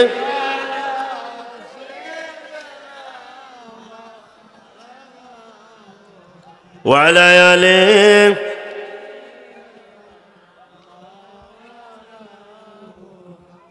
আপনি তো ওই নবী। তখন ওরাকা আফসুস করে, খেয়াল করুন এখানেই মজার বিষয়টা, ওরাকা আফসুস করে বলছে, কি বলছে? আফসুস করে বলতেছে হায় আমি যদি আপনাকে পাইতাম আর আমি যদি যুবক হইতাম, আমার সেই বয়স থাকতো, তাহলে অবশ্যই আমি আপনাকে সাহায্য করতাম। কি করতাম? জোরে বলেন, কি করতাম? এই কথা বলার পরে আরো কিছু কথা ছিল, উনি চলে আসলেন। চলে আসার পরে কিছুদিন পরে ওরাকা ইন্তেকাল করেছেন। কি করেছেন? এরপরে এর কিছুদিন পরে আল্লাহ নবীজি বললেন আমি আল্লাহ রসুল। যেরকম সুবহানাল্লাহ, স্পষ্ট বললেন আমি কি? খাদিজাতুল কুবরা কয় আরে এই কথা তো উনিও বলছে, তো আপনি আল্লাহ রসুল, তাহলে আল্লাহ রসুল আপনাকে না মানলে বেঈমান নাকি, সে জাহান্নামী, মানলে জান্নাতি। তো আমার ভাই ওরাকার কি অবস্থা? সুবহানাল্লাহ কয় না, ওরাকার কি অবস্থা? তিনি তো এই তো কিছুদিন আগে মারা গেলেন। আল্লাহ নবীজি বলেন আমি ওরাকাকে রাআইতু ওরাকাতা, আমি ওরাকাকে দেখেছি ফিল জান্নাহ, জান্নাতের মধ্যে। আমি ওরাকাকে জান্নাতের মধ্যে দেখেছি, পাখির ডানা দিয়ে তিনি জান্নাতের মধ্যে উড়ে বেড়াইতেছে। কেন কেন কেন? এখানে ওনার নামাজ কোথায়? এখানে তার রোজা কোথায়? এখানে তার আর ইবাদত কোথায়? নবী পাকের যেই আহকাম, হুকুম, আহকাম, কোরআন, এখানে কোরআন পাইল কই উনি? কথা বলে না। এখানে কি কোরআন আসেনি? কোরআন তো নাই। এখানে কোরআন ছিল, কারণ কোরআন নাজিল হওয়ার আগেই তো উনি মারা গেছেন। তাহলে এখানে ওনার ইমান কোথায়? কোরআন কোথায়, নামাজ কোথায়, হজ কোথায়, জাকাত কোথায়, এগুলো কোথায় গেল? তিনি কিভাবে জান্নাতে গেলেন? জান্নাতে পাখির ডানা দিয়ে কিভাবে উঠতেছেন? সে পাইল কোথায় মর্যাদা?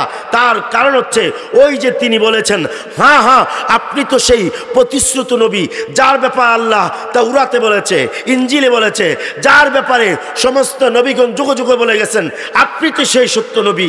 আফসোস, আমি যদি আমার সেই বয়স থাকতো আর আমি আপনাকে পাইতাম, সাহায্য করতাম, এই কথা বলার কারণে আল্লাহ তাআলা তাকে মুমিনের মর্যাদা দিয়েছে এবং তাকে আমার নবীর উম্মতের মধ্যে দাখিল করিয়েছেন। এখানে বের হয়ে যায় একটা পয়েন্ট। তাহলে কোরআন দুই প্রকারের। কোরআন কয় প্রকারের?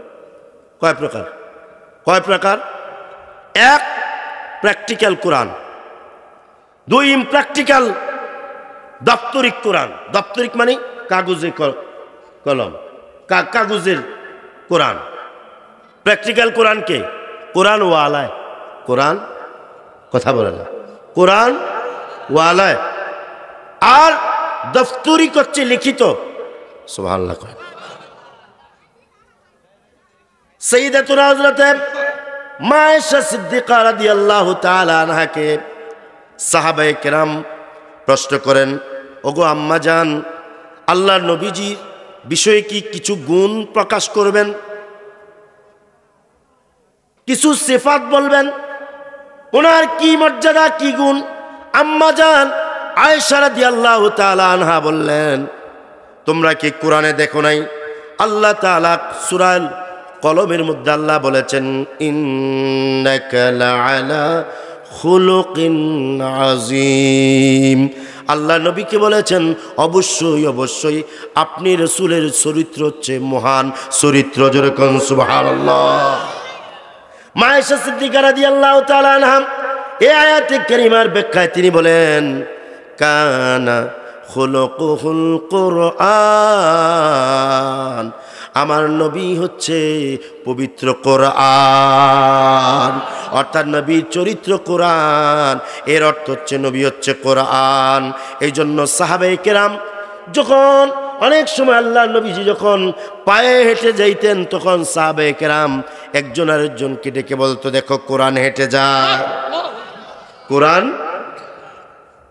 অন্য সাহাবী বলতো, কিভাবে তুমি এই কথা বললে? কোরআন হেঁটে যায়, কেন কোরআন কি হাঁটতে পারে? তখন বাকি সাহাবায়রা বলে, কোরআন হাঁটতে পারে, তোমরা এটা জানো না। এর অর্থ কি? এর অর্থ হচ্ছে আল্লাহ তাআলা নবীকে টোটাল কোরআনটা লিখিতভাবে, এই লিখিতভাবে উম্মতের জন্য কোরআনটা আল্লাহ দিয়েছেন। নবীর পরে এটাকে অনুসরণ করবে তারা। এটা লিখিত হয়েছে, কিন্তু সাহাবায়ে কেরামের জন্য, ঈমানের জন্য, ইসলাম প্রতিষ্ঠার জন্য, আল্লাহ তাওহীদ কালবের মধ্যে প্রতিষ্ঠা করার জন্য এই লিখিত কোরআনের প্রয়োজন নেই, বরং আল্লাহর নবীর প্রয়োজন। কার প্রয়োজন? যার কারণে আমরা বলবো, আল্লাহ নবীজির উপরে এই লিখিত কোরআন নাজিল হয়েছে 23 বছরে। কত বছর? কত বছরে? 23 বছর আগে আপনি কখনো সর্বশেষ আয়াত নাজিল হওয়ার আগ পর্যন্ত আপনি পরিপূর্ণ কোরআন বলার অধিকার নাই। ধরেন 10টা সূরা নাজিল হয়েছে অংশ, 20টা নাজিল হয়েছে অংশ, 100টা নাজিল হয়েছে অংশ, 20 বছর গেল ধরুন নাকি। এবার 114-র মধ্যে 113টা নাজিল হয়েছে অংশ, কিন্তু যখন 114টা পূর্ণ হয়েছে তখন পরিপূর্ণ কোরআন, এই কোরআন লিপিবদ্ধভাবে আমাদের কাছে এসেছে।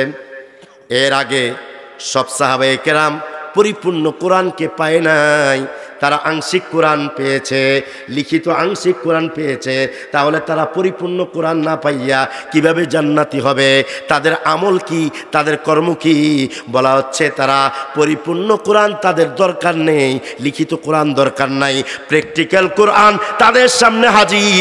নবীকে দেখছে, ঈমান আনছে, আর নবীকে দেখে বিশ্বাস করেছে। এটা হচ্ছে প্র্যাকটিক্যাল কোরআন মানা এবং আমলের জিন্দেগিতে আনা। তারা যদি ওই অবস্থা মারা যায়, তাদের আর কোরআনের আমল দরকার নাই, তারা চিরজান্নাতি। আল্লাহ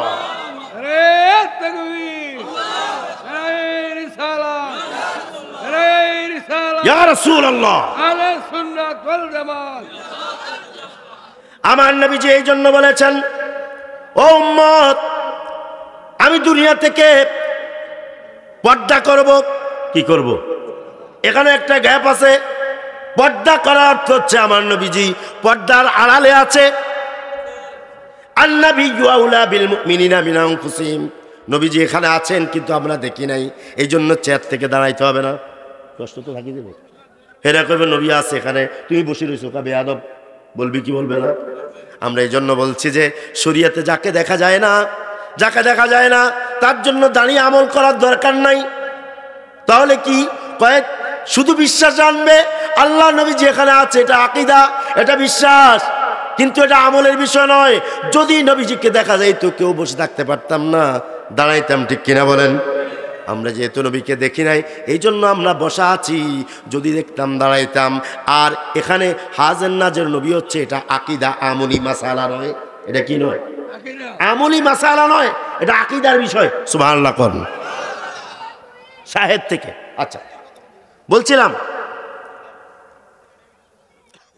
আল্লাহ নবীজি পর্দার আড়ালে থেকেও আমরা দেখি না, আল্লাহ পর্দার আড়ালে থেকেও দেখি না। সুবহানাল্লাহ কয় না? আমার ভাইয়েরা, আমার নবীজি পর্দার আড়ালে যখন চলে যাবেন, উম্মত ফিতনা করবে। কি করবে? ফিতনা করবে, ফাসাদ করবে। আল্লাহ নবীজি বলে, শুনে নাও, ইন্নী তারিকুন ফিকুম সাকালাইন, আমি তোমাদের কাছে দুটা ভারী বস্তু আমি তোমাদেরকে কাছে রেখে গেলাম। কয়টা ভারী বস্তু? কয়টা ভারী বস্তু? ভারী মানে হচ্ছে সম্মানিত। সুবহানাল্লাহ। আপনারা অনেক সময় বলেন না, লোকটার ওজন নাই। কি নেই মানে কি? পার্সোনালিটি, ব্যক্তিত্ব, ঠিক কিনা বলেন? আল্লাহ নবীজি বলেন, দুটা সম্মানিত জিনিস আমি রেখে গেলাম। একটা হচ্ছে আল্লাহ নবী বলেন কিতাব আল্লাহ, একটা হচ্ছে আল্লাহর কিতাব, আরেকটা হচ্ছে ওয়াইত্রাতে আহলে বাইতি, আমার পরিবার বর্গ। ওয়াইত্রাতে আহলে বাইতি, আমার পরিবার বর্গ। কয়টা? কয়টা? আমার ভাইয়েরা অবাক হবেন, বাতিলরা এই হাদিসটা কখনো তারা বর্ণনা করে না। কখনো তারা কোনটা বর্ণনা করে জানেন? আরেকটা হাদিস আছে, আল্লাহ নবীজি বলেছেন, আমি দুটা জিনিস রেখে গেলাম, একটা হচ্ছে কিতাব, আল্লাহর কিতাব, আর একটা হচ্ছে আমার সুন্নত। এই দুইটা হাদিসটা বর্ণনা করে বাতিলরা, ঠিক কিনা বলেন? কিন্তু এই হাদিসটা তারা বর্ণনা আনে না, যে আমি তোমাদের কাছে দুটা জিনিস রেখে গেলাম, একটা হচ্ছে আল্লাহর কিতাব, আর একটা হচ্ছে আমার পরিবার, আমার আহলে বাইত। সুবহানাল্লাহ। এটা তারা বর্ণনায়, অথচ আল্লাহর কিতাব এবং সুন্নত এই হাদিসটা দুর্বল। এই হাদিসটা কি? এই হাদিসটা কি? দুর্বল। আর আল্লাহর কিতাব এবং আমার ইত্রাতে আহলে বাইত আমি রেখে গেলাম, এটা হচ্ছে সবল, মজবুত, শক্তিশালী। সুবহানাল্লাহ। এখন কোনটা বর্ণনা করছে? দুর্বলটা। কিন্তু হ্যাঁ, সমাধান আছে। আহলে সুন্নাত 100% হক। এই জন্য কখনো আহলে সুন্নাত গ্যাপ করে আলোচনা করে না, তাদের আলোচনায় সব সমাধান পাওয়া যায়। দুর্বল হাদিস দ্বারা আমল করা যায়, এই জন্য আমরা দুর্বল হাদিসটা আমল করি, কোরআনও মানি, সুন্নাহও মানি। কিন্তু বাতিলরা কোরআন মানে, সুন্নাহ মানে, মানতে গিয়া কি করে? কোরআন মানে কিন্তু কোরআন ওয়ালাকে বাদ দেয়, কথা বলে না।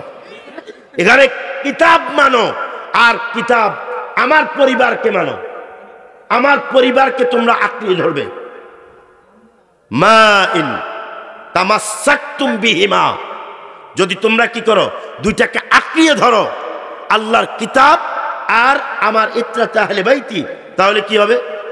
আল্লাহর নবীজি বলে, লান তাদিল্লু, তোমরা কখনো কখনো তোমরা গুমরাহী হবে না।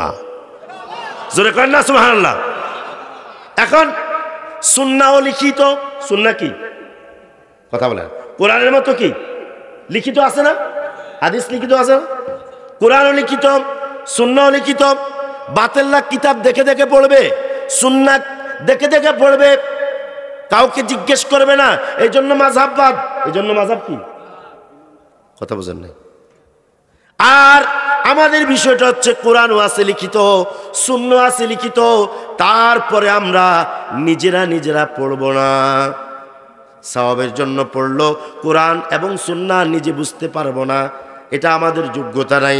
এই জন্য আমরা ইতরাতে আহলে বাইতের কাছে যাব, যারা হচ্ছে প্র্যাকটিক্যাল কোরআন এবং সুন্নাহ, তাদের কাছে গেলে তারা আমাদেরকে কোরআন এবং সুন্নাহর ব্যাখ্যা দিবে। জোরে কয় না সুবহানাল্লাহ? দেখছেন কত বড় গ্যাপ, ছুরি।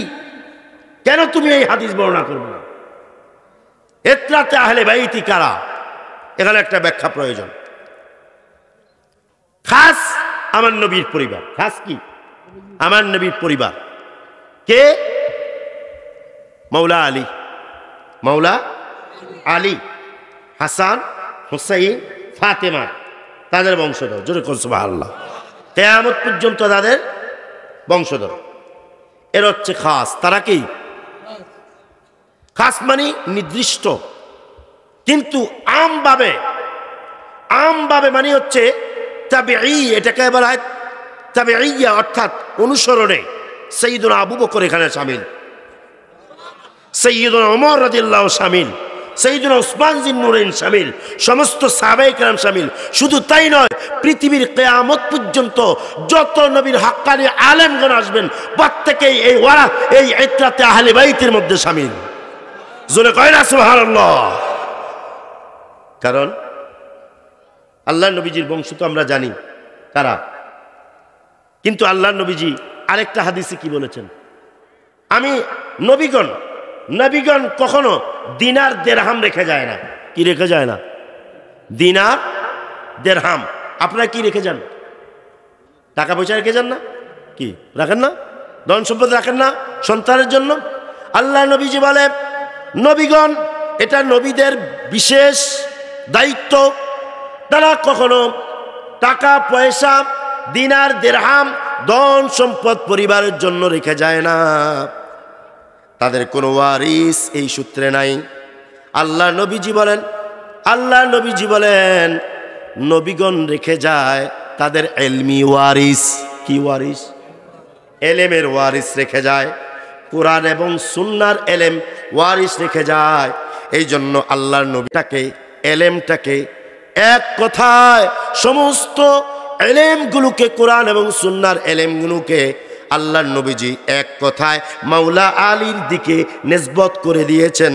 কিভাবে দেখেন, আল্লাহর নবীজি বলে, আনা মাদিনাতুল ইলমি ওয়া আলিয়ুন বাবুহা, ওয়া ফি রিওয়ায়াতিন উখরা আনা মাদিনাতুল ইলমি ওয়া আলিয়ুন, আনা মাদিনাতুল হিকমাতি ওয়া আলিয়ুন বাবুহা। আল্লাহর নবীজি বলে, আমি হচ্ছি ইলমের শহর, আলী হচ্ছে সেই শহরের দরজা। অন্য রিওয়ায়াতে, আমি হচ্ছি হিকমতের শহর। এখানে হিকমত মানে মারেফাত, ইলম আর মারেফাত। আল্লাহর নবী বলে, আমি হচ্ছি হিকমত বা মারেফাতের শহর, আর আমার আলী হচ্ছে সেই শহরের দরজা। জোরে কয় না সুবহানাল্লাহ? ইতরাতে আহলে বাইতের মধ্যে কি করে দিয়েছেন? কোরআন সুন্নাহ পড়লে হবে না, ইতরাতে আহলে বাইতের মধ্যে দিয়ে আসতে হবে। সুবহানাল্লাহ। এই হাদিসের ব্যাখ্যা সাইয়্যিদুনা আলী রাদিয়াল্লাহু তাআলা আনহু, তিনি যখন এই হাদিস শুনলেন, আল্লাহ নবী সাল্লাল্লাহু আলাইহি সাল্লামের জবান মুবারক দিয়ে তখন তিনি মন্তব্য করলেন। মন্তব্যটা শুনে নেন চমৎকারভাবে, তাহলে বুঝতে পারবেন, মিলাইতে পারবেন। মাওলা আলী বলে, নবী পাক যেহেতু ইলম হিকমতের দরজা আমি আলীকে বলেছে, তাহলে আজ থেকে এটা শুনে নাও, আমি আলী যদি কোনো আলেমকে না চিনি, তাহলে আমি আলী তাকে চোর সাব্যস্ত করব। কি সাব্যস্ত করব? জোরে কয় না? ঘরে ঢুকার মাধ্যম কি বলতে হবে? কি মাধ্যম? না জানালা দিয়ে ঢুকে, শীত কেটে, হ্যাঁ? দরজা জানতে হবে। দরজা কি? ঘরের ভিতরে ঢুকলে দরজা জানতে হবে, দরজা বুঝতে হবে। ও বোকা, এটা এই দরজা নয়, ওটা হচ্ছে বাস্তবিক দরজা, যেই দরজা কথা বলতে পারে, যেই দরজার মধ্যে কি আছে, জ্ঞান আছে, একমত আছে, ওই দরজা। এই দরজা মাওলা আলী বলেন, যেই আলিমকে আমি আলী চিনব না, ওই আলেমকে আমি চোর সাব্যস্ত করব। কারণ হচ্ছে আমি আলী দরজা হয়ে যেহেতু চিনি না, তাহলে বুঝতে হবে সে তো আলেম দাবি করেছে, তাহলে বুঝতে হবে ওই ব্যক্তি কোথাও কোনো আপনার শীত কেটে বেড়া ভেঙ্গে অথবা জানালা ভেঙ্গে ঘরে ঢুকে এলেম নিয়েছে। তাহলে আমি আলী কেন জানলাম না? জোরে কয় না সুবহানাল্লাহ। আমি আলী কেন জানলাম না? সুবহানাল্লাহ কয় না? কি ঠিক কিনা বলেন? এখন তারা কারা? সহজ, ইয়াজিদি গোষ্ঠীকে, যারা কারবালার জমিনে মাওলা আলী দরজা, মাওলা আলীর দরজার পরে এই দায়িত্ব ইমাম হাসানের কাছে। ইমাম হাসান হচ্ছে ওনার রিপ্রেজেন্টেটিভ দরজা এলেম মারেফাতের। এরপরে দরজা হচ্ছে ইমাম হুসাইন, এরপরে দরজা হচ্ছে জয়নুল আবদিন। এভাবে আস্তে আস্তে আস্তে আস্তে আল্লাহর নবীজির এই ওয়ারিসদের মাধ্যমে আর যারা তামাম পৃথিবীর মধ্যে খলিফারা আছে, হাক্কানি রাব্বানি পীর মাশায়েখগণ আছেন, তারা প্রত্যেক মুরিদের জন্য এলেম এবং হিকমতের দরজা। এটার নাম হচ্ছে নিসবত। এটার নাম কি? জোরে বলেন কি? নিসবত। আপনার পীর আপনার দরজা, আপনার পীরের পীর তার দরজা। যাইতে যাইতে হুজুর গৌস পাক হয়ে, জয়নুল আবদিন ইমাম হুসাইন হয়ে, হাসান হয়ে, আল্লাহর নবীজি হয়ে আসমানে। জোরে কোন সুবহানাল্লাহ। আসমান বলতে এখানে আল্লাহকে উদ্দেশ্য, কিন্তু এখানে আসমান বলতে সীমাবদ্ধতা নয়। কথা বুঝছেন তো? এটা আবার আকীদার মাসালা, ওদিকে আমি যাচ্ছি না। আমার ভাইয়েরা, চমৎকার বিষয়। এবার আল্লাহ নবীজির একখানা হাদিস শরীফ আপনাদেরকে বলি। এই যে আপনারা মুরিদ হন, এটার লাভ কি, কেন হন, কি জন্য হন, বা কিভাবে এটা, কোন উপকারিতা? আল্লাহ নবীজির একখানা হাদিস আছে, তুবা লিমান সাফাহানি, জান্নাতের শুভ সংবাদ কার জন্য? যে আমার হাতে হাত রাখছে, আমার হাতে, তার জন্য জান্নাত। তো আমার নবীজির হাতে কে হাত রাখছে? সাহাবায়ে কেরাম। কে রাখছে? সাহাবায়ে কেরাম রেখেছে। তাবিরা তো রাখে নাই, রাখছে? কথা বলে না। তাবিরা রাখতে পারছে? তাবি তো তারা এই জন্যে যে তারা সাহাবিকে দেখছে, নবীকে দেখে নাই, ঠিক কিনা বলেন? তো এখন আল্লাহ নবীজির এই বরকতটা, এই যে হাত রাখা, এই বরকতটাকে আল্লাহর নবীজি বাকি উম্মতের জন্য তিনি কি করেছেন? কিয়ামত পর্যন্ত এটা সুযোগ করে রেখেছেন। কিভাবে? আমি নবীজি পর্দার ভিতরে চলে যাবে, আমার পরে আলী চলে যাবে পর্দার ভিতরে, এরপরে হোসাইন, হাসান চলে যাবে, হোসাইন চলে যাবে, একের পর এক চলে যাবে। তাহলে শুধুই আমার সাহাবীরা জান্নাতি হবে এটা তো হতে পারে না। আমি তো কিয়ামত পর্যন্ত আমার সাহাবীদেরকে নয়, তামাম উম্মতের মধ্যে আমি উম্মতকে জান্নাতে নিব, আমার মুমিন উম্মতকে জান্নাতে নিব। কিভাবে? আল্লাহ নবীজি এরপরে বললেন, আও সাফাহা মান সাফাহানি, আমার হাতে যে হাত রাখছে শুধু সে জান্নাতি তা না, তার হাতে যে হাত রাখছে, এভাবে কিয়ামত পর্যন্ত হাতের উপর হাত, এই যে পালাবর্ধন হয়েছে, এই পরিবর্তন, এই পালাবর্ধনের কারণে এই ধারাবাহিক হাতগুলো কিয়ামত পর্যন্ত থেকে যাবে। এই হাতের সাথে যারা হাত লাগাইবে কিয়ামত পর্যন্ত তারা সবাই জান্নাতি। জোরে কোন সুবহানাল্লাহ। এটার নাম সিলসিলা। এটার নাম কি? এটার নাম কি? সিলসিলা। মানে কি? ধারাবাহিকতা, কাটা যেতে পারবে না। মাঝখান্দি যদি কি হয়, কর্তন হয়ে যায়, বাদ যায়, এটা কি ধারাবাহিকতা হবে? কি ধারাবাহিক বলবেন? ধারাবাহিকতা হচ্ছে এটা অনর্গল চলছে, কোনো কাটা যাবে না। সুবহানাল্লাহ কোন? এই কাটা যাবে না। এখন আপনি কিভাবে বাকি রাখছে? কয় কেমনে? মাওলা আলী নবীজির হাত মোবারক হাত লাগাইছে, হুসাইনকে, হাসান নবীজির আলী রাদিয়াল্লাহু হাত লাগাইছে, এবার হাসান রাদিয়াল্লাহু তাআলা হুসাইনকে ডাক দিয়া তিনি তার হাতে হাত রাখছে, সিনায় সিনা লাগাইছে। হুসাইন কারবালার জমিনে কারবালা সংঘটিত হওয়ার আগের দিন রাত্রে হুসাইন রাদিয়াল্লাহু তাআলা ডেকে এনে জয়নুল আবদিনকে মোলাকাত করেছে, হাতে হাত লাগাইছে। এই লাগাইয়া এই যে পরিবর্তন হচ্ছে, হইতে হইতে হইতে হইতে কিয়ামত পর্যন্ত হক্কানি রাব্বানি পীর মাশাইখদের মাধ্যমে হাতগুলো পরিবর্তন হবে। এই হাত পরিবর্তন হবে কিন্তু আল্লাহর নবীজির নকশায়ে ইয়াদে রাসূলুল্লাহ, নবীজির সেই বাতিনি হাত মুবারক, যারা সত্যিকার আল্লাহর ওলি কামেল পীর, যাদের সিলসিলা আল্লাহর নবী পর্যন্ত রয়েছে, কাটা যায় নাই বাদ যায় নাই, তাদের হাতের গোপন একটা হাত আছে। সেই হাতের নাম হচ্ছে নকশায়ে ইয়াদে রাসূলুল্লাহ, নবীজির হাতের চাপ। নবীজির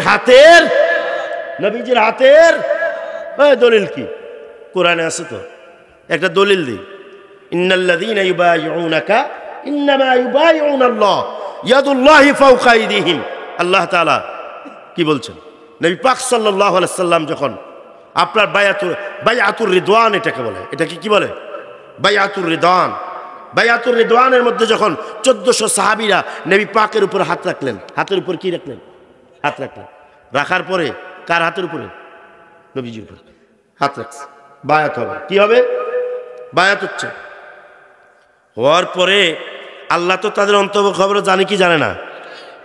এত খুশি হয়েছে আল্লাহ, খুশি হইয়া কয় ইন্নামা ইউবাইউনাল্লাহ, বায়াত হয়েছে বাহ্যিকভাবে আল্লাহ নবীজির কাছে। কার কাছে? এটা হচ্ছে তোমরা দেখেছো, তোমরা, কিন্তু আল্লাহ কয় ইন্নামা ইউবাইউনাল্লাহ, হাকিকতে এটা আমার নবীর বায়াত নয়, হাকিকতে এটা আল্লাহর বায়াত। হাকিকতে কার বায়াত?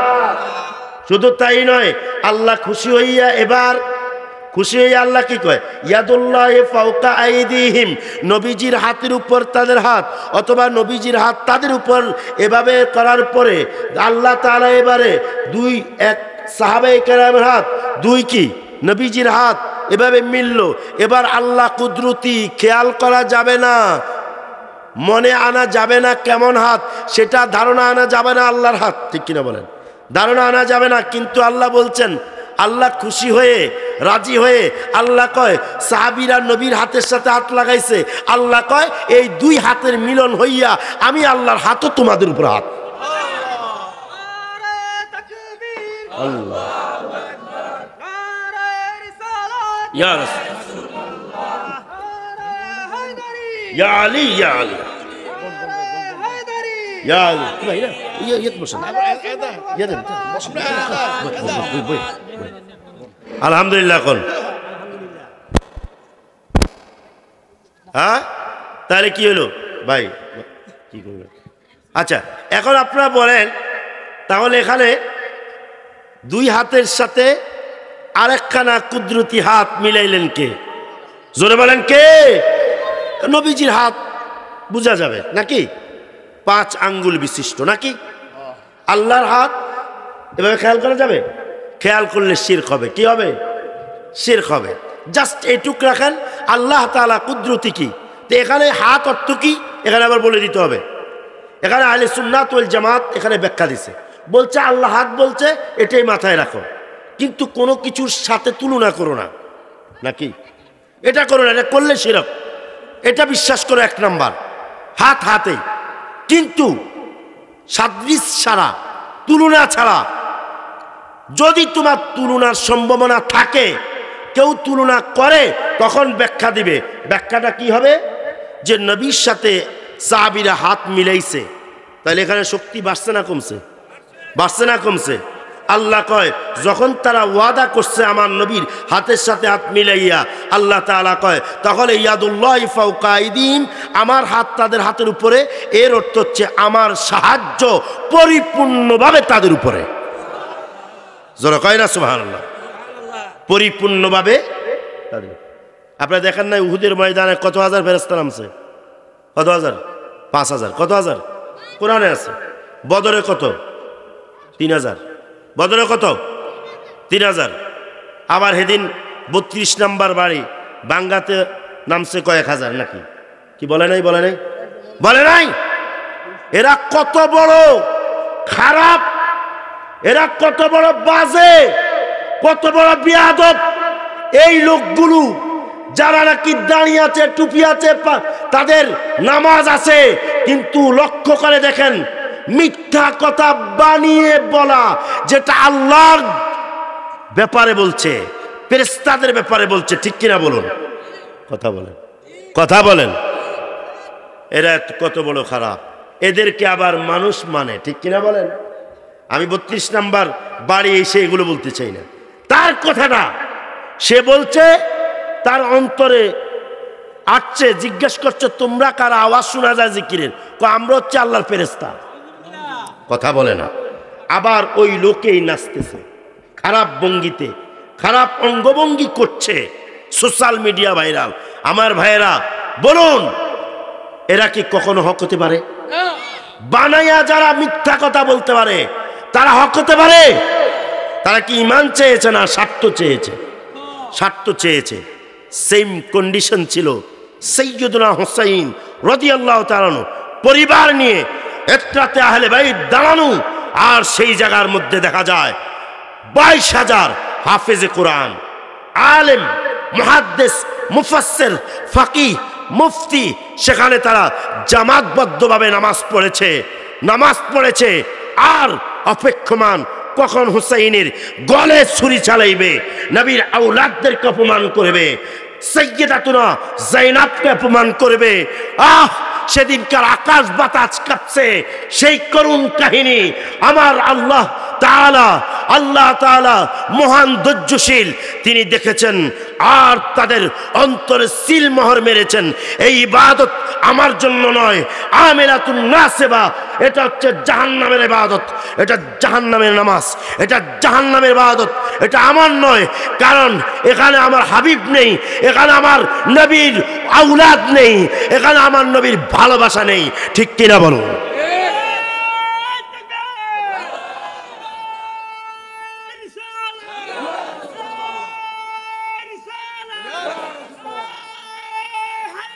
ইয়া আলী,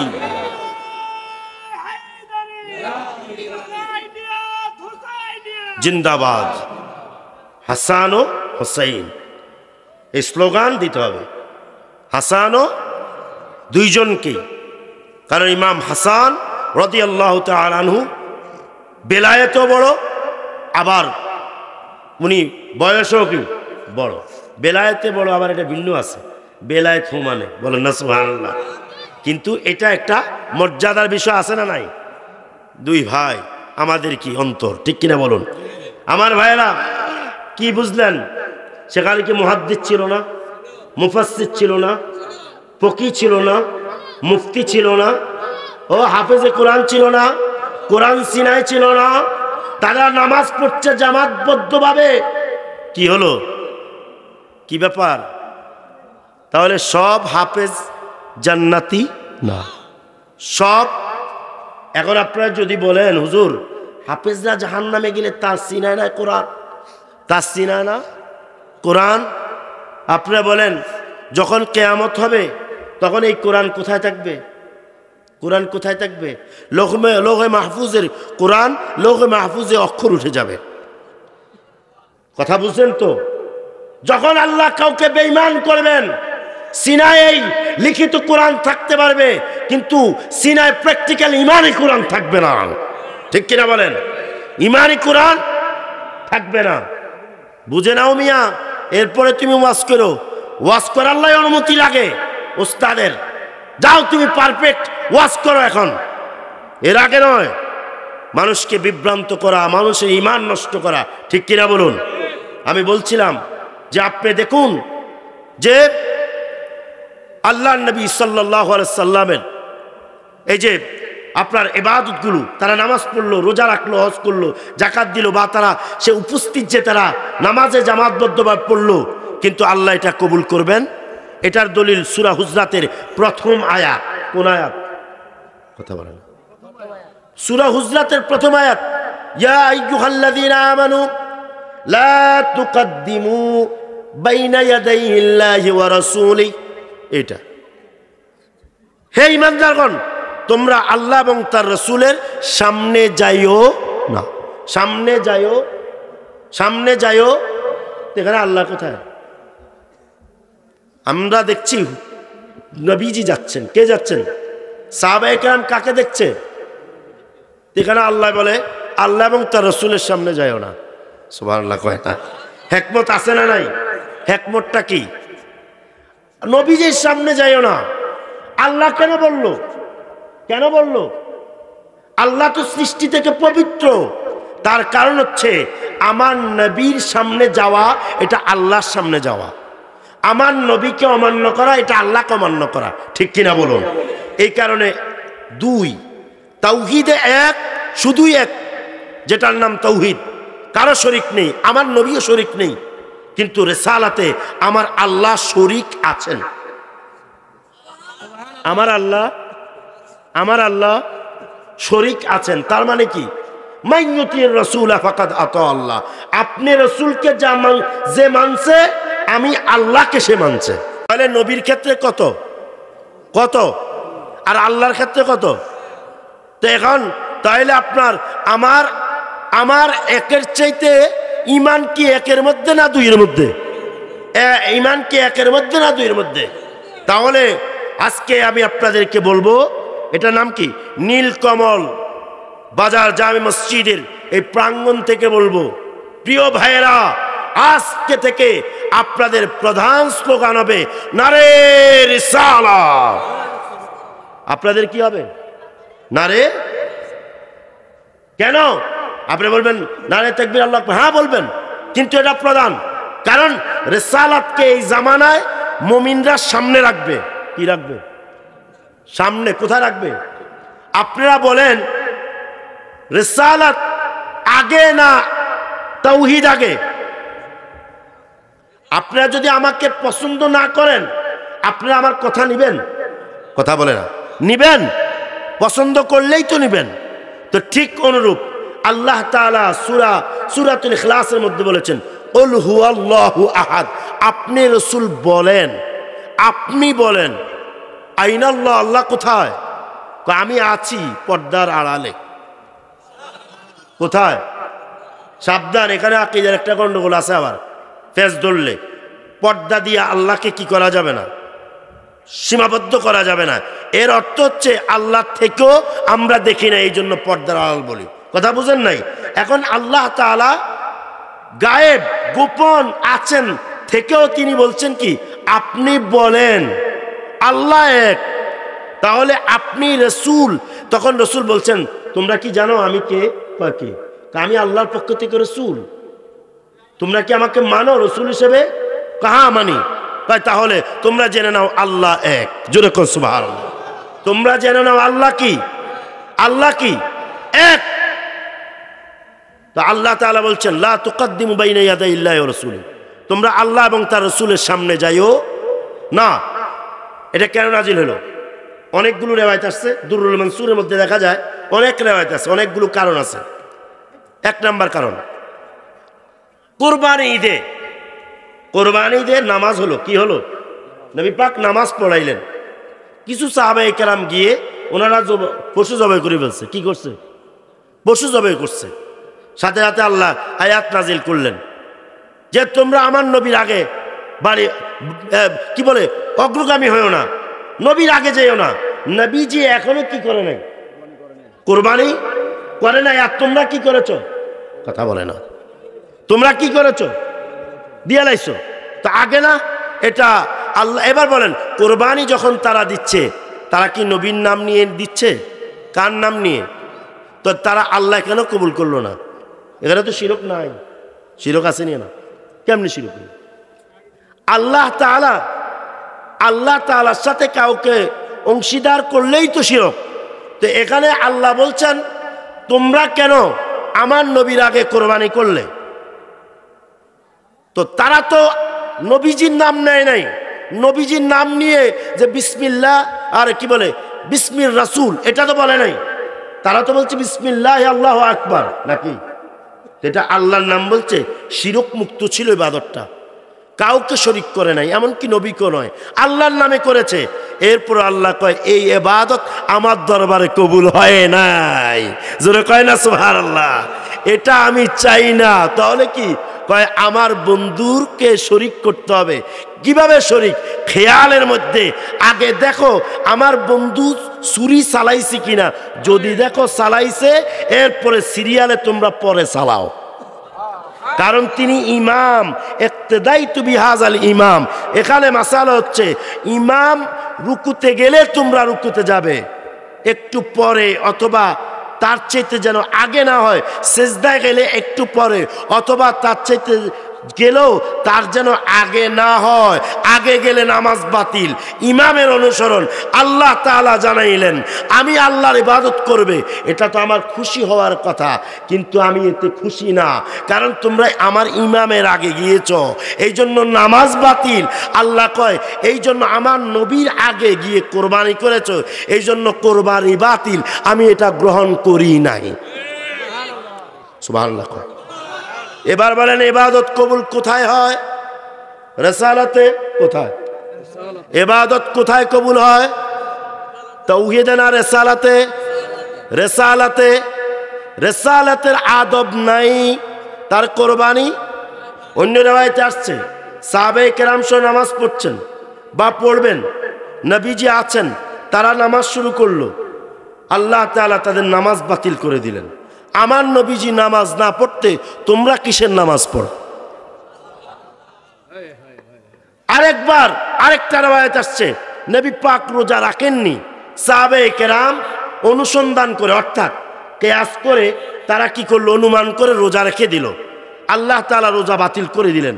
আমার নবী রোজা রাখে নাই, তোমরা এখানে কেন অনুসন্ধান করতে গেলে? নিজে নিজে রোজা রাখলে আমার নবী যে দেখো আগে রোজা রাখছে কিনা, তিনি যদি রোজা রাখে তাহলে তোমরা তারপরে রোজা রাখবে, কারণ তিনি হচ্ছে ইমামুল, শুধু ইমামুল মুরসালিন নয়, তামাম সৃষ্টির সমস্ত মুমিন, ওলি, নবী, গাউস, কুতুব, সমস্ত মুমিনদের সকলের ইমাম। ইমাম, ইমামের আগে গেলে ইবাদত বাতিল। আমি আল্লাহ ইবাদত করলে এটা আমি গ্রহণ করি নাই। এর থেকে বোঝা যায় যেমন আল্লাহ নবীর প্রতি আদব, ঠিক অনুরূপ নবীর ওয়ারিসদের প্রতিও সেম আদব রাখতে হবে।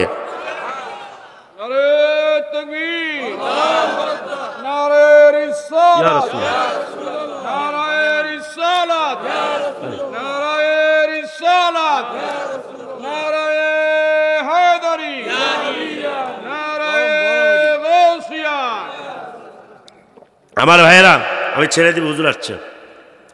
এবার বলেন তো, সংক্ষিপ্তে কথাটা উঠাই নেই, এখানে তাদের সমস্যা কোথায় ছিল? আদবে তাজিম, আদবে দুইটা, কয়টা সমস্যা ছিল? এই সাবধান, এই কারণে সাহাবীদেরকে আবার বেয়াদব বলা যাবে না, নাউজুবিল্লাহ। এখন আর সাহাবীরা, সাহাবীদের ভুলগুলো উম্মতের জন্য রহমত। সুবহানাল্লাহ কয় না? সাহাবীদের ভুল উম্মতের কি? উম্মতের। মনে রাখবেন, গুনাহ কখনো কি হয় না, রহমত হয় না, ভুল রহমত হয়। সুবহানাল্লাহ। সাহাবীদের ভুল শিক্ষা, ভুল করেছেন, শিক্ষা দিয়েছেন, যার কারণে আমরা পেয়েছি। সুবহানাল্লাহ। সাহাবায়ে কেরাম যখন স্বীকৃত হয়েছে, তাদের সমালোচনা আর করা যাবে না, স্টপ এখানে। আর তাদেরকে মডেল হিসেবে তোমরা মানতে থাকবে কিয়ামত পর্যন্ত, ঠিক কিনা বলো? এখন আমার ভাই বাবারা, সাহাবায়ে কেরামের এই যে আমলগুলো, এখানে দুইটা সমস্যা ছিল। একটা ছিল আদব, দুই নাম্বার ছিল তাজিম। এটা একটা বাস্তব নমুনা দেখাই। এরপরের আয়াত, ইয়া আইয়ুহাল্লাযীনা আমানু লা তারফাউ আসওয়াতাকুম ফাওকা সাউতিন নবী। সাইয়েদনা আবু বকর এবং উমর রাদিয়াল্লাহু, দুইজন একটু উচ্চ আওয়াজে কথা বলছে, বেয়াদবি সুরে নয়, নাকি উচ্চ আওয়াজে। কি নিয়ে জানেন? একটা সম্প্রদায়ের একজন প্রতিনিধি নিয়োগ করতে হবে। কি নিয়োগ করতে হবে?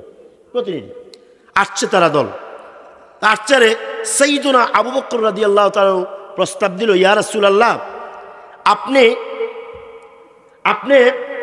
কি করুন, আপনি অমুককে প্রতিনিধি করুন তাদের।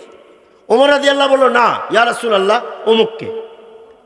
একজন হচ্ছে কায়েস, আরেকজন হচ্ছে আপনার কি বলে আকরা। দুইজনে দুটো প্রস্তাব দিলেন।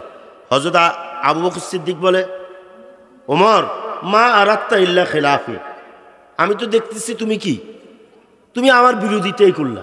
আমি বললাম একটা, আর তুমি কি করলা আরেকটা বলে। হযরত ওমর কয়, না না, আমি আপনার বিরোধিতা করতে যাবে কেন? আমি প্রস্তাব দিয়েছি, আপনিও দিয়েছেন নাকি? এই কথাটা শুধু দুইজনের মধ্যে কি হয়েছে? কাটাকাটি হয়েছে। আল্লাহ তাআলার পছন্দ হয় নাই। এখানে বেয়াদবি সাব্যস্ত করে নাই। আবু বকর ওমরের মাধ্যমে আমাদেরকে শিক্ষা দিয়েছে। হতে পারে এই আদবটা পীরের সামনে, আমার কথা নয়, মুস্তাহিদ যেমন সাইদ তরিকা সার ইমামগণ, তারা মুস্তাহিদ পর্যায়ে ছিল।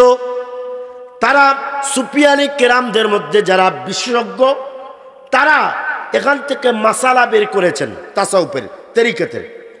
যেইভাবে নবীর সামনে তোমরা যেতে পারবে না, এভাবে হক্কানি নবীর ওয়ারিসের সামনে যাইতে পারবে। খাবারের মৌসুম না, প্রত্যেকটা কাজে তিনি থাকবেন আগে। যেরকম সুবহানাল্লাহ, তিনি থাকবেন কোথায় আর তোমরা থাকবে কোথায়? মানে আমরা থাকবো পিছনে। আচ্ছা, এখন বলা হলো, আল্লাহ তাআলা বললেন, হে ইমানদারগণ, তোমাদের কণ্ঠস্বর যেন কি নবীর কণ্ঠের উপরে না ওঠে। বলে দেওয়ার পর একজন সাহাবী ছিল, ওনার আপনার কি বলে, ওনার কণ্ঠস্বরটা উঁচু, জহিরুস সৌত, উঁচু গলাওয়ালা।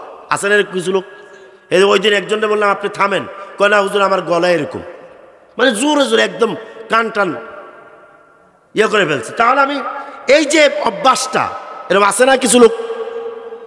যখন এই আয়াত নাজিল হয়েছে, ওই সাবেত রাদিয়াল্লাহু কেন, আমি তখন ইয়েটা ভুল বলছিলাম, সাবেত রাদিয়াল্লাহু তাআলার ক্ষেত্রে আপনার তিনি এই বিষয়টা যখন নাজিল হইল আয়াতটা, তখন তিনি বাড়িতে চলে গেলেন, গিয়ে স্ত্রীকে বললেন, তুমি আমার হাত পাও বেঁধে ফেলো। হাত পাও কি বেঁধে ফেল। কেন কেন? কারে জানো না, আল্লাহ কোরআনের বিধান নাজিল করছে আমার ক্ষেত্রে। কয় কি ক্ষেত্রে? আমি যে জোরে জোরে কথা বলি, আমার আমল তো সব বরবাদ হয়ে গেছে। কারণ আয়াতের পরে আছে আং তাহবাতা আমালুকুম ওয়া আনতুম লা তাশউরুন। যদি কণ্ঠস্বরটা নবীজির কণ্ঠের উপরে উঠে একটু বাড়ে, আমার নবী যদি বিরক্ত হয় আর না হয়, একটু উপরে উঠলে আমল বরবাদ হয়ে যাবে, তোমরা টেরও পাবে না। তিনি কয় আমার তো আমল নাই, শেষ, তুমি আমারে বান্ধা ফেলো, আমি জাহান্নামী মানুষ। আরেক সাহাবী গিয়ে আল্লাহ নবীজিকে সংবাদ দিলেন, ইয়া রাসূলুল্লাহ, ইয়া হাবিবাল্লাহ, আপনার সাবেত তো এই কারবার করে বসেছে। আল্লাহ নবীজি বললেন, যাও তাকে গিয়ে সংবাদ দাও। নবী তাকে ডেকেছে, গিয়ে বলল, তিনি বাত খুলে আল্লাহ নবীজির কাছে এসে বললেন, আসলেন, সালাম দেওয়ার পরে বলল, কি ব্যাপার, কি হয়েছে? বলে, ইয়া রাসূলুল্লাহ, কি হবে, আমি তো জাহান্নামী। কথা বল, আমি তো জাহান্নামী। আল্লাহ নবীজি বলেন, কেন রে? জাহান্নামী এই যে আয়াত নাজিল করেছে, আপনি তো জানেন আমার কণ্ঠস্বর খুব উঁচা, আমি তো এটা অভ্যাস আমার এটা অভ্যাস বা আমি এটা কন্ট্রোলে আনতে পারি না। ইয়া রাসূলুল্লাহ, আল্লাহ তো বলছে আং তাহবাতা আমালুকুম ওয়া আনতুম লা তাশউরুন, টের পাবে না, সব আমল ধ্বংস। তার মানে আমি জাহান্নামী।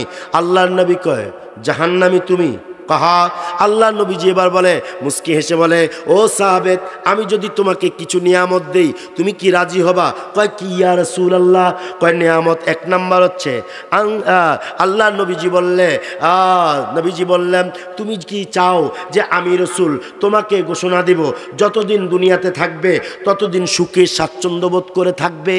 বলেন না সুবহানাল্লাহ। তার মানে তুমি সুখী মানুষ, তুমি কি, তোমার দুঃখ থাকবে না? এক। দুই নাম্বার কি? কয়, দুই নাম্বার হচ্ছে আং তাকতুলা ওয়া তুকতালা শাহিদান, তুমি শহীদ হয়ে মারা যাবে।